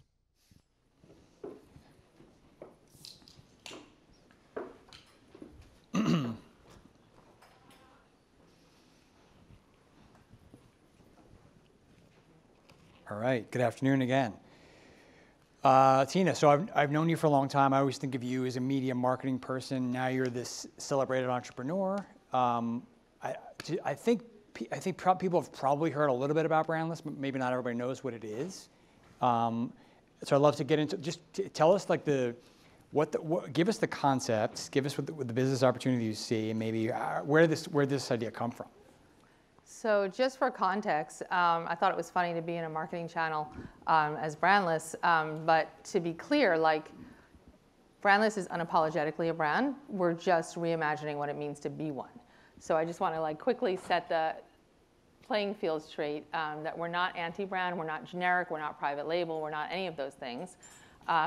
My co-founder, Ido Leffler, and I think I'll let a video tell a little bit of the story, but we decided that, first of all, having been sort of a serial entrepreneur and also in media, for my next thing, I really wanted to do something that mattered and had impact, and I wanted to do it with people that I really wanted to work with.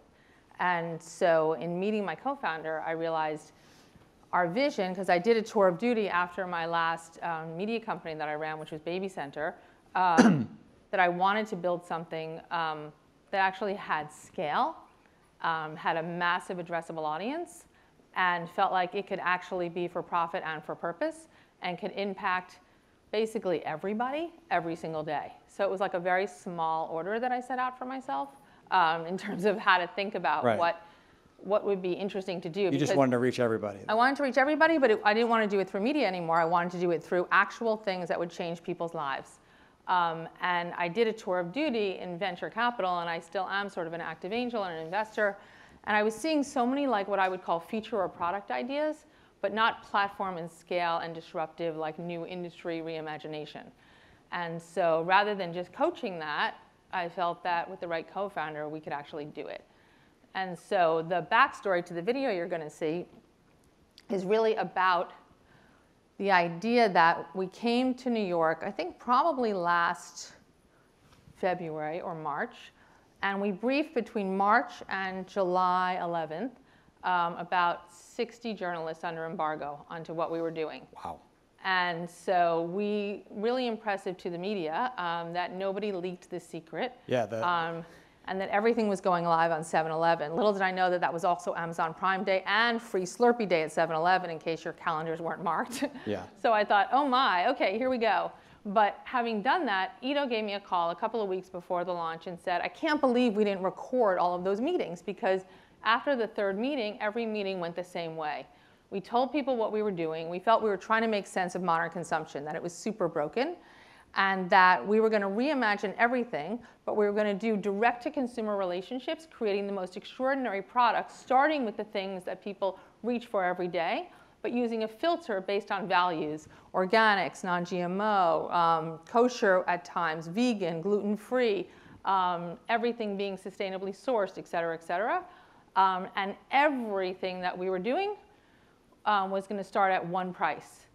And so we studied the better for you market, and the entry price for that market was pretty high and very exclusive. Like if you want to get organic, you want to get stuff that's better, there's a better premium for the environment, for that. you just pay for that. And there's a perception that that premium is actually you're paying for more and you're getting more. But the truth is better doesn't have to cost more. And the second truth is that very few people have access to those things. But these are not niche ideas. These are not coastal ideas. These are not things that only people in New York and San Francisco want to use. These are things that everybody wants to use every day.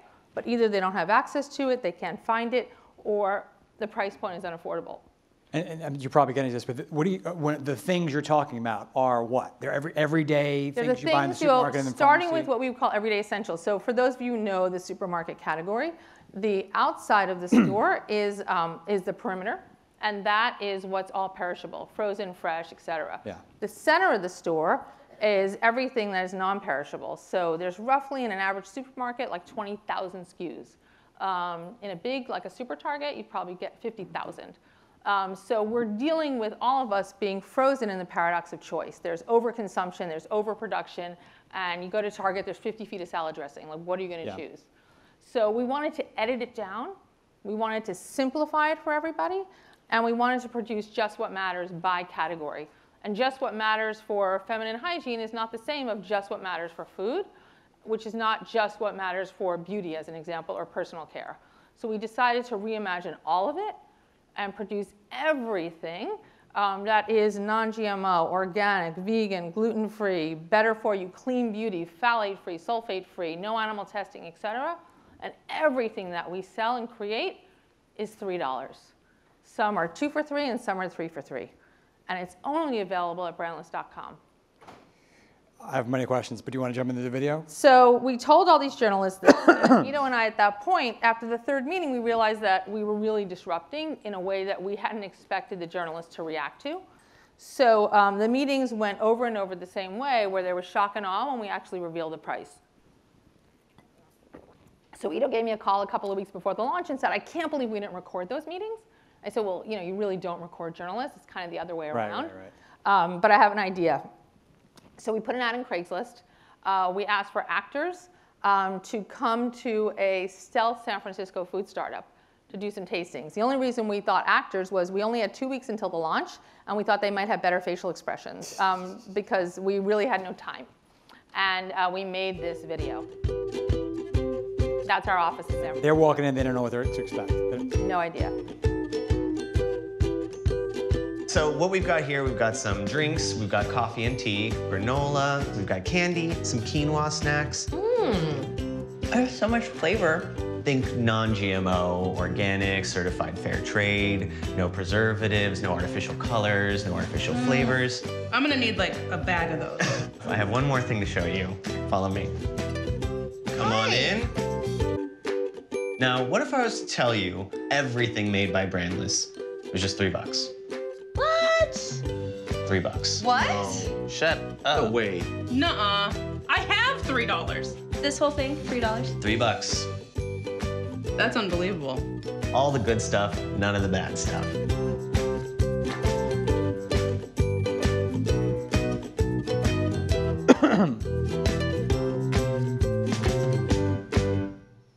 So same thing happened. It was basically like we told people that we moved the weekend to Wednesday, Thursday. Like, it's so crazy that they just couldn't actually believe that we could produce all this, because we've been trained to believe that better needs to cost more. We've been trained to believe that if you pay for more, it's better quality. And we've been trained to believe that there's a relationship between price and value. And that's actually not true. So that's interesting, because I think a lot of the stories that came out, or where my mind went when I read about you guys, was this: you're doing the Casper, the Warby Parker thing, where you're saying, all that marketing that goes into Jif versus Peter Pan peanut butter, that's like a waste of money, and people will pay for that. And this is really for like, you can buy all that stuff for cheap and not have to pay for the marketing cost. It was less about, I want to do good for the world. Are you going to be able to?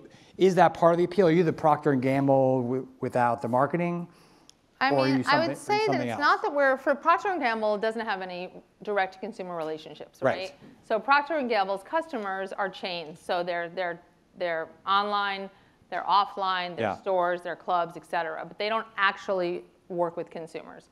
So yes, absolutely, the idea is to work directly with consumers. And we are a community first. And we're a community of people who deserve better. And we eliminated what we call the brand tax. So when we say the brand tax, what do we actually mean by brand tax? We mean that all the inefficiencies from the time that you put organic tomato sauce in a bottle and put that plate on your table at home with organic pasta that you love. And so everything in between, from the wholesale to retail, when you actually go into the better for you market, you likely don't sell directly to those stores like Whole Foods and others. You likely sell to a distributor and they take their piece. Then you decide you want to be on a certain shelf and then you pay for that thing. And oh, by the way, there's already somebody on that shelf, so can you remove that inventory? Then you pay for breakage fees and settlement fees and all these things before that sauce ever comes home. Right. That's just ridiculous. It doesn't need to be like that anymore. And so reimagining what that means is building an assortment, starting with everyday essentials. This is my co-founder, Ido Leffler. We're in the Brandless Lab in our office in San Francisco, but was reimagining how people are feeling today. So if this is a marketing track, it was really starting with the consumer insight. Yeah. Who is that new consumer? Who is that, whether they're a millennial, because the largest percentage of parents today are millennials and obviously only growing, or whether they're a perennial, meaning they have a modern mindset. It doesn't matter what their age is. They actually want to shop their values. And they want to live with a new filter of how they think about it. Gone are the nights on Sundays where you go with your mom up and down the grocery aisle. People are actually shopping at 5 to 10 places a month. And they actually care what companies they do business with. And they care that companies are socially responsible. And they've rejected the brands they grew up with. They don't want to use their parents' toothpaste, their parents' dish soap, their parents' pasta sauce, the things that, we didn't want to be the ones to tell them that the Jolly Green Giant didn't actually pick their beans and that Mr. Whipple is an actor. And all of those things that the Mad Men sort of grew up with, soap operas were created by the soap companies, that was the vehicle. But now the cameras turn back onto consumers, and there's a billion individual voices that have their own networks. A brand is not what we used to create as marketers. A brand is what a friend tells a friend. And so if that's the case, and you want to be in direct relationship, you have to act like one. You have to act like somebody I want to be in a relationship with. So yes, when you check out at Brandless, not only are you saving on average 40% off of national brands of similar quality, but we are also working with feeding the hungry, because not everybody has $3. And so that's not a campaign. Yesterday was Giving Tuesday. Today for us is Giving Wednesday. Tomorrow will be Giving Thursday. When you check out at brandless.com, we give a meal. If you're a member, we give 2. When you join our membership, which is not necessary, we give 10. When there were fires in Texas, we stand up and we help. Fires in Northern California, hurricanes in Texas, hurricanes in Florida. We just act like you would act if you were a friend. And the media responded. The media said we were P&G, but we're not, because we're starting with everyday essentials, but it's going to be so much more than that. We're eliminating the brand tax from things that don't need to cost more. And on the back of every single product, it talks about putting people first and asking people to join our community, because it really is a community of that. Because when brands typically talk about, I want to go direct to consumer, it's much more about, I don't want to get disintermediated anymore by my wholesaler or the stores I sell to, and I want people to give me stuff, give me data, tell me who you are, so I can get you more. I'm sure that's part of what your business objective is, but it's more about getting them in this club and feeling part of a membership, and they're doing good.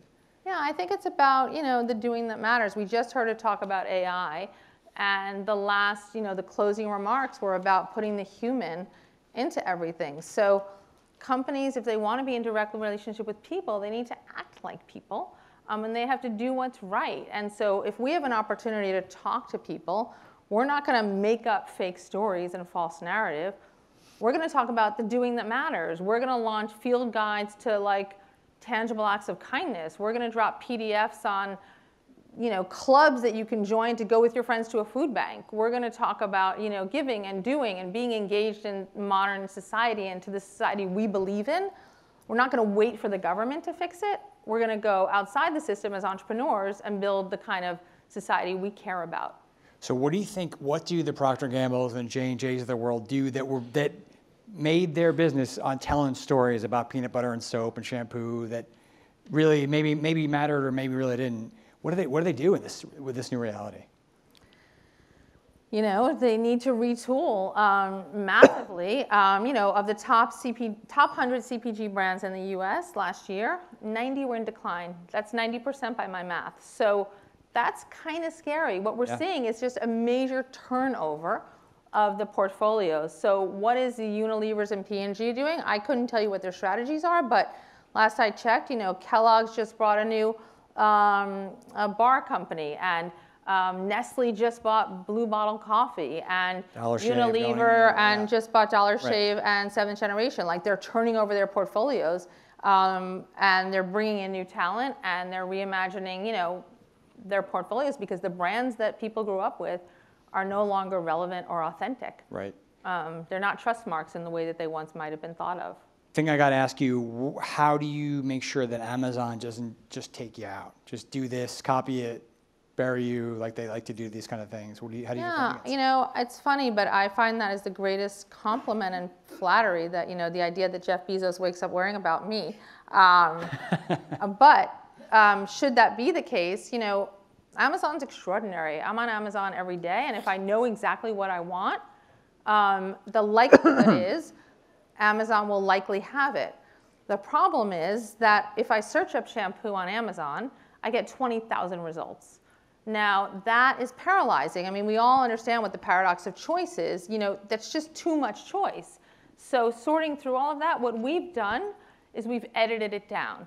And so it's just what matters. We have one shampoo. Maybe we'll have 2 or 3, but it's clean. It's phthalate-free and sulfate-free and non-animal tested, and it's $3. And so clean beauty for $3 is a different way of thinking about an entirely way of stocking your bathroom, your personal care, et cetera, et cetera. But we're not the only brand tax-free company. I mean, I think that you just talked about Dollar Shave Club. When Michael built Dollar Shave Club, you know, he built a brand tax-free company. He said, you don't need to buy these other blades. Our blades are awesome. And he built direct relationships with consumers. And they staffed up their customer service teams to be social media evangelists so they can be in direct relationship. I was chatting with, you know, you might have seen the Chewy acquisition by PetSmart a couple of months ago. And I was chatting with one of the finance leaders there. If you knew what they spent on flowers, you wouldn't believe it. Now, why would a pet dog food company be buying flowers? That would never cross the mind of a traditional pet food company. But the answer is that if you are what I'll call like a subscriber to pet food, and unfortunately, like all events in the cycle of life, and your pet passes and you have to cancel that subscription, likely they get a phone call.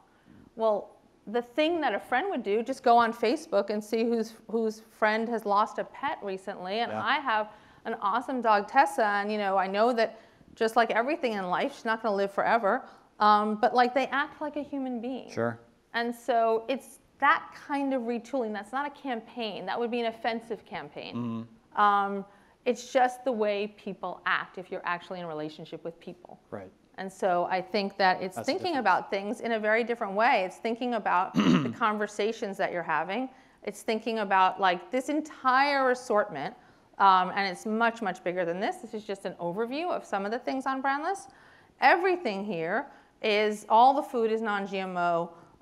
Most of it is organic. All the beauty and personal care is clean. All of the cleaners, and we also have, you know, multi-surface cleaner, toilet bowl cleaner, et cetera. Those are EPA Safer Choice certified. And everything here is $3, and many of the things on here are 2 for $3 or 3 for $3. So, and we are in direct relationship with the people that we sell our stuff to. Plus, as you've seen here, everything is transparent. So we don't waste our time with, you know, Italian, you know, illustrations of men in gondolas in Venice going up and down, you know, the canals to suggest that it's tomato sauce. Like, if it's gluten-free muffin mix, we tell you, or if it's virgin olive oil or coconut oil, it's organic. It's, you know, it tells you everything about it and just what you need to know, because the story is yours, not ours. Right. And so we don't want to create false narrative. We actually want to leave white space. We actually trademark the white box so that other people could fill it in, not us. All right, I'm getting the wrap it up signal. So I have to say thank you, Tina. Thanks for taking us through this awesome new product and taking time to come out here. Excellent. Thanks, everybody. Thank you. Please welcome Denise Karkos with Shireen Pathak.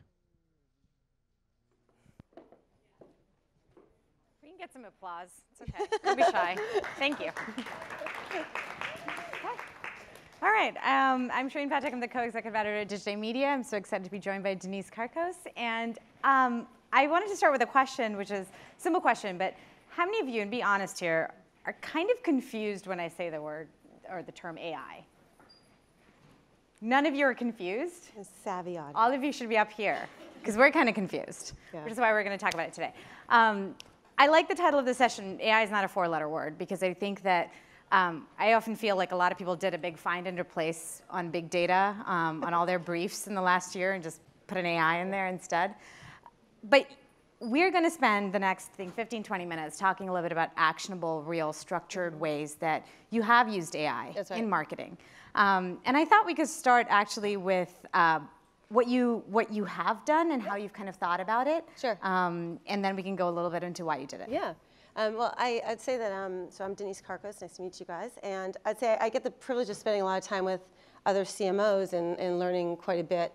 You know, to be honest, like the good and the bad. We've got a contingent of us that embrace the latest trend, and that's what we talk about forever, and a contingent of us who say that's just a fad and let's think, you know, maybe what's coming next. And I kind of feel that way about programmatic and content, and there's all these buzzwords that we all kind of get to a point where we roll our eyes. it's not that they're not effective parts of how to be a good marketer. They all are. We have to really embrace them. But I don't think about AI in the same light that it's just a find and replace. You know, I feel like AI is something much bigger. It's an effective marketing tactic, but it is a way to really pivot on your business. And it really helps more, you know, of the CMOs who want to be contemporary CMOs who are driving enterprise growth. You cannot ignore AI. And actually, I was thinking about this as we were kind of waiting in the corner, which we should get an award for, Inhales for 15 minutes.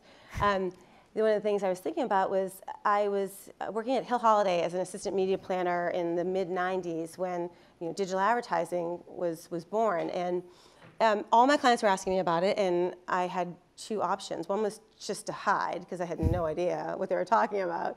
And the other option was to just embrace it. And my tact at the time was that the only people who knew what they were talking about were the sales folks, the DoubleClicks, the AOLs, the Yahoos. And I embraced that whole community, and they taught me so much. And I kind of feel like it's that era again where, you know, embracing the IBMs or whomever to really understand AI intrinsically is really, I think, important for all of us because it is going to have such a big impact. So I could talk about a couple examples of things we're doing. That would be great. Great. Do you want to tee up the video first? Let me give you a little bit of context, and then we'll tee it up, just a minute and a half video.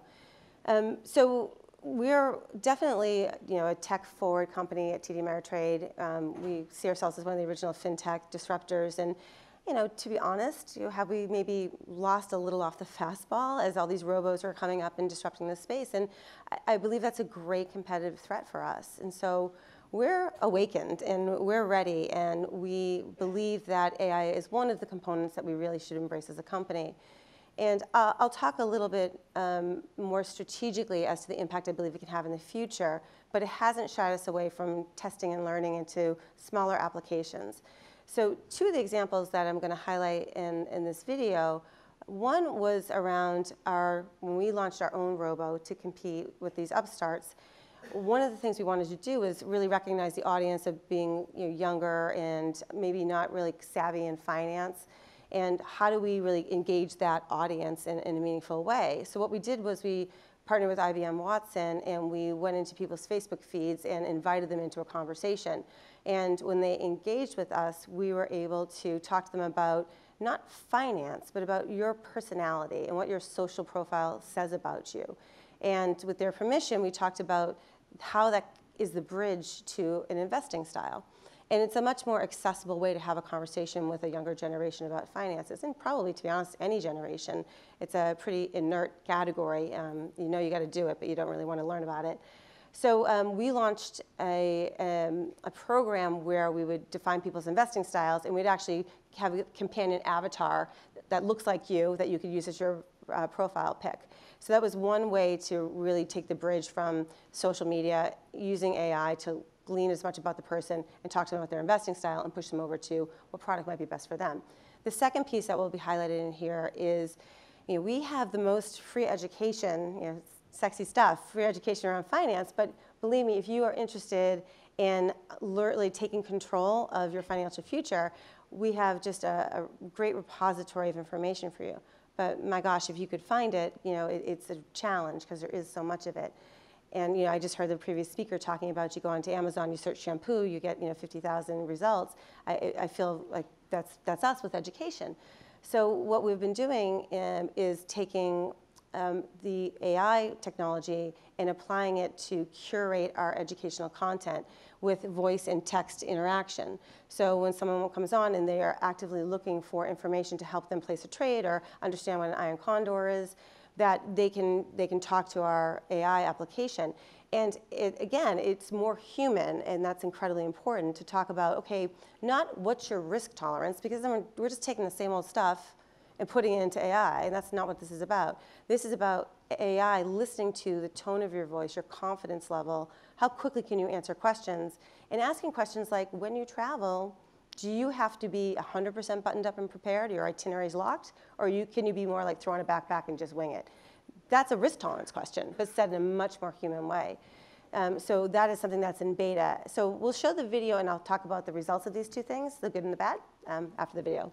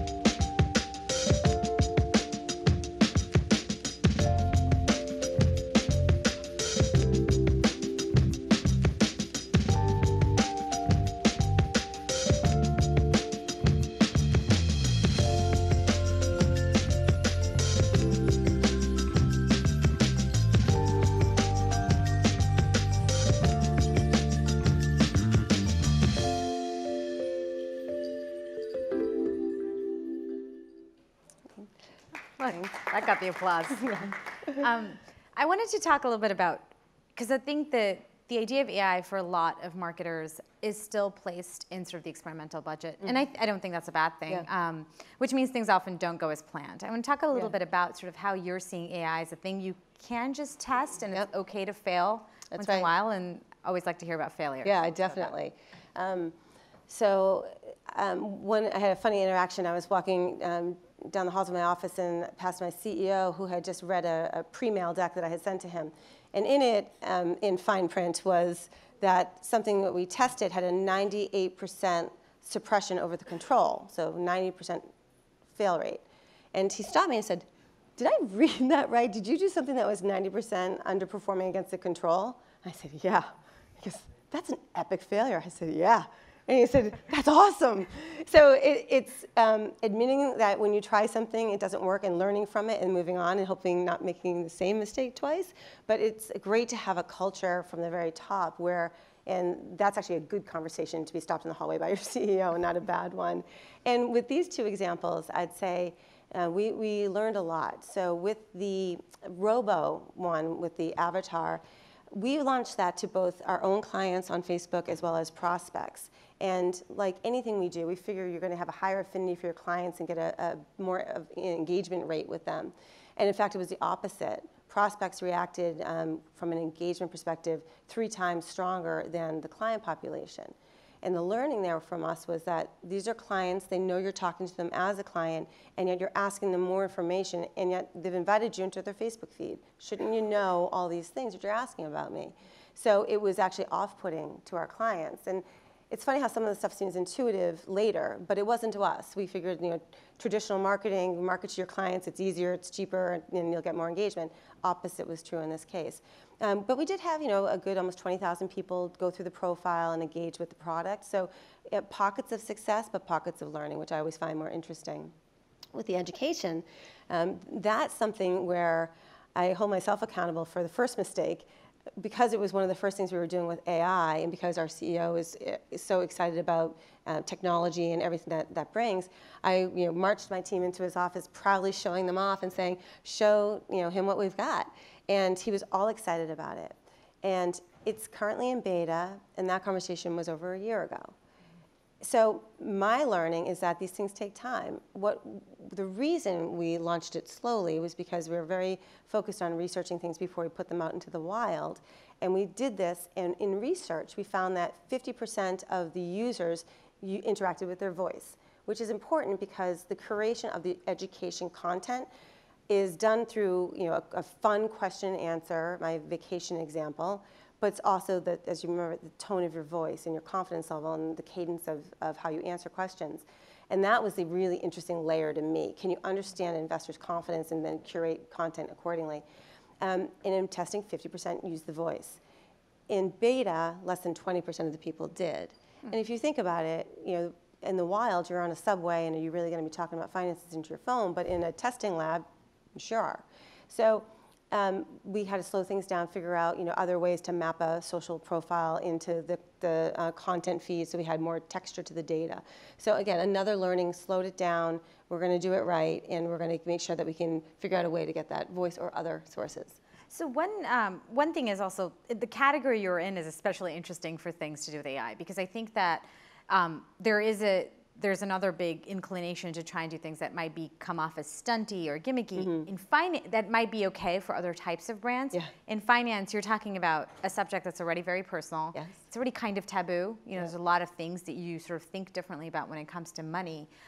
Were there any considerations of using kind of a relatively very new technology and kind of putting it in your category versus if you'd been, I don't know, selling soap? Yeah, well, it's funny. We talk about that all the time, going from campaigns to conversations, and we really need to do that in the financial services category, where, according to Edelman, the financial services trust barometer, we're last.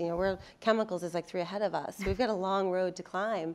So you can't be stunty or gimmicky. And as we all know, regardless of your category, the consumer is completely in charge and will really make sure that you know that you're not going down the right path. So I'm a big believer in trying to avoid that. And to be honest, I think we do have a little bit, even in the examples I showed, it is a little stunty campaigny, but we didn't do it to insult the customer's intelligence. We did it to learn and to grow from it. Yeah. Do you think about sort of using AI sort of internally? When we've talked about this, you have 10,000 employees, and I think a lot of sort of the more interesting use cases to me of AI have been the non-consumer facing ones, the ones that are actually changing the way companies can operate. Again, especially in your category where sort of robos are coming, but the humans are still needed. So there's an interesting tension there. Where does kind of your dream use case? Yeah, well, I think what I love about that question, I also manage corporate and public affairs, so internal associate communications has always been a passion because as a marketer, that's the first place you should be showcasing and pre-launching everything that you do because it builds excitement. But now I'm actually in control of it, which is really fun. But we are currently merging with Scottrade, so we're going from a 6,000 associate base to about 10,000. And there's no better impetus for improving our internal communications and dissemination of information, especially through a conversion, than now. And I read somewhere that 75% of a company's intellectual capital is locked up in emails and attachments, and therefore really not disseminable and utilized. Yeah. So that's why everyone's on their phone right now. Well, right, they're trying to find, and also there's another stat in there, 76% of your time as an associate is spent analyzing or trying to find data. So if you just put those facts down, and it's like, it's true because you are either looking for something, when's the holiday party, where is it, what should I wear, or like how much revenue did we get last month? There's all sorts of questions that you have every single day as someone who's trying to drive business. So if I back it up one step, I'd say that the mission and the marching orders from my boss to me as Chief Marketing Officer is to wear an enterprise mindset and wear that hat. And I take that very seriously. So I now have the ability to try to really drive enterprise growth. There are no barriers to my job title, which is such a gift. But I don't see that as for me. I see that for the 250 people that work for me. So I was able, for my one-on-one with my boss, where we talked about that HBR article that was out, The Trouble with CMOs, which talks about which CMO are you, and the smallest sliver is someone who runs a P&L, drives enterprise growth. And yet that's the pursuit of all of us. And that's the expectation of my boss. So I was able to talk to my entire department and say, this is his expectation of me, but this is his expectation of us.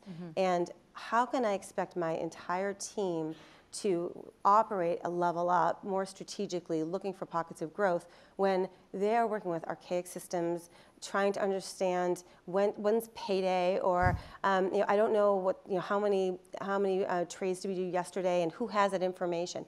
Can you imagine a world where you apply AI internally, and at the click of a button or the sound of your voice, you can interact with something where you can just ask those questions and not have to have a bunch of analysts pulling reports all over the company. I mean, my analysts would love me because they don't today, because I have a million questions for them because we're all curious. And just to make that such a frictionless process to be able to have things at your fingertips. I mean, that's here if you can figure out how to navigate it, digitize all that information, and then empower the associate. Then they can be freed up to think strategically, and then they can really drive growth. That's the intelligence part of that artificial. Yeah. I'm getting the signal to wrap up, but I wanted to ask what your sort of absolute dream scenario for implementing AI as a marketer would be. Yeah, well, it's interesting. I'm a big fan of believing in kind of the classic marketing principles, and it's so interesting to hear the last speaker because she does not believe in them anymore, and she's likely correct. And I think where I get excited is to think about modern technologies and how that takes classic marketing principles and builds a new norm that none of us know yet. So I just really, really want AI to free us up.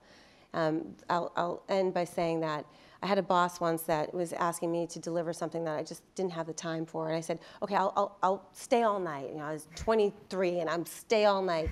And he just said, Denise, there's never going to be more hours in the day. You just have to work smarter. And I kind of believe AI is almost going to give you more hours in the day. So dream. That's the dream. Yep. That's good. Denise Karkos, Thank you so much. Thank you. Please join us in the Getty Lounge for a short break. Programming will resume shortly in the Columbus Room.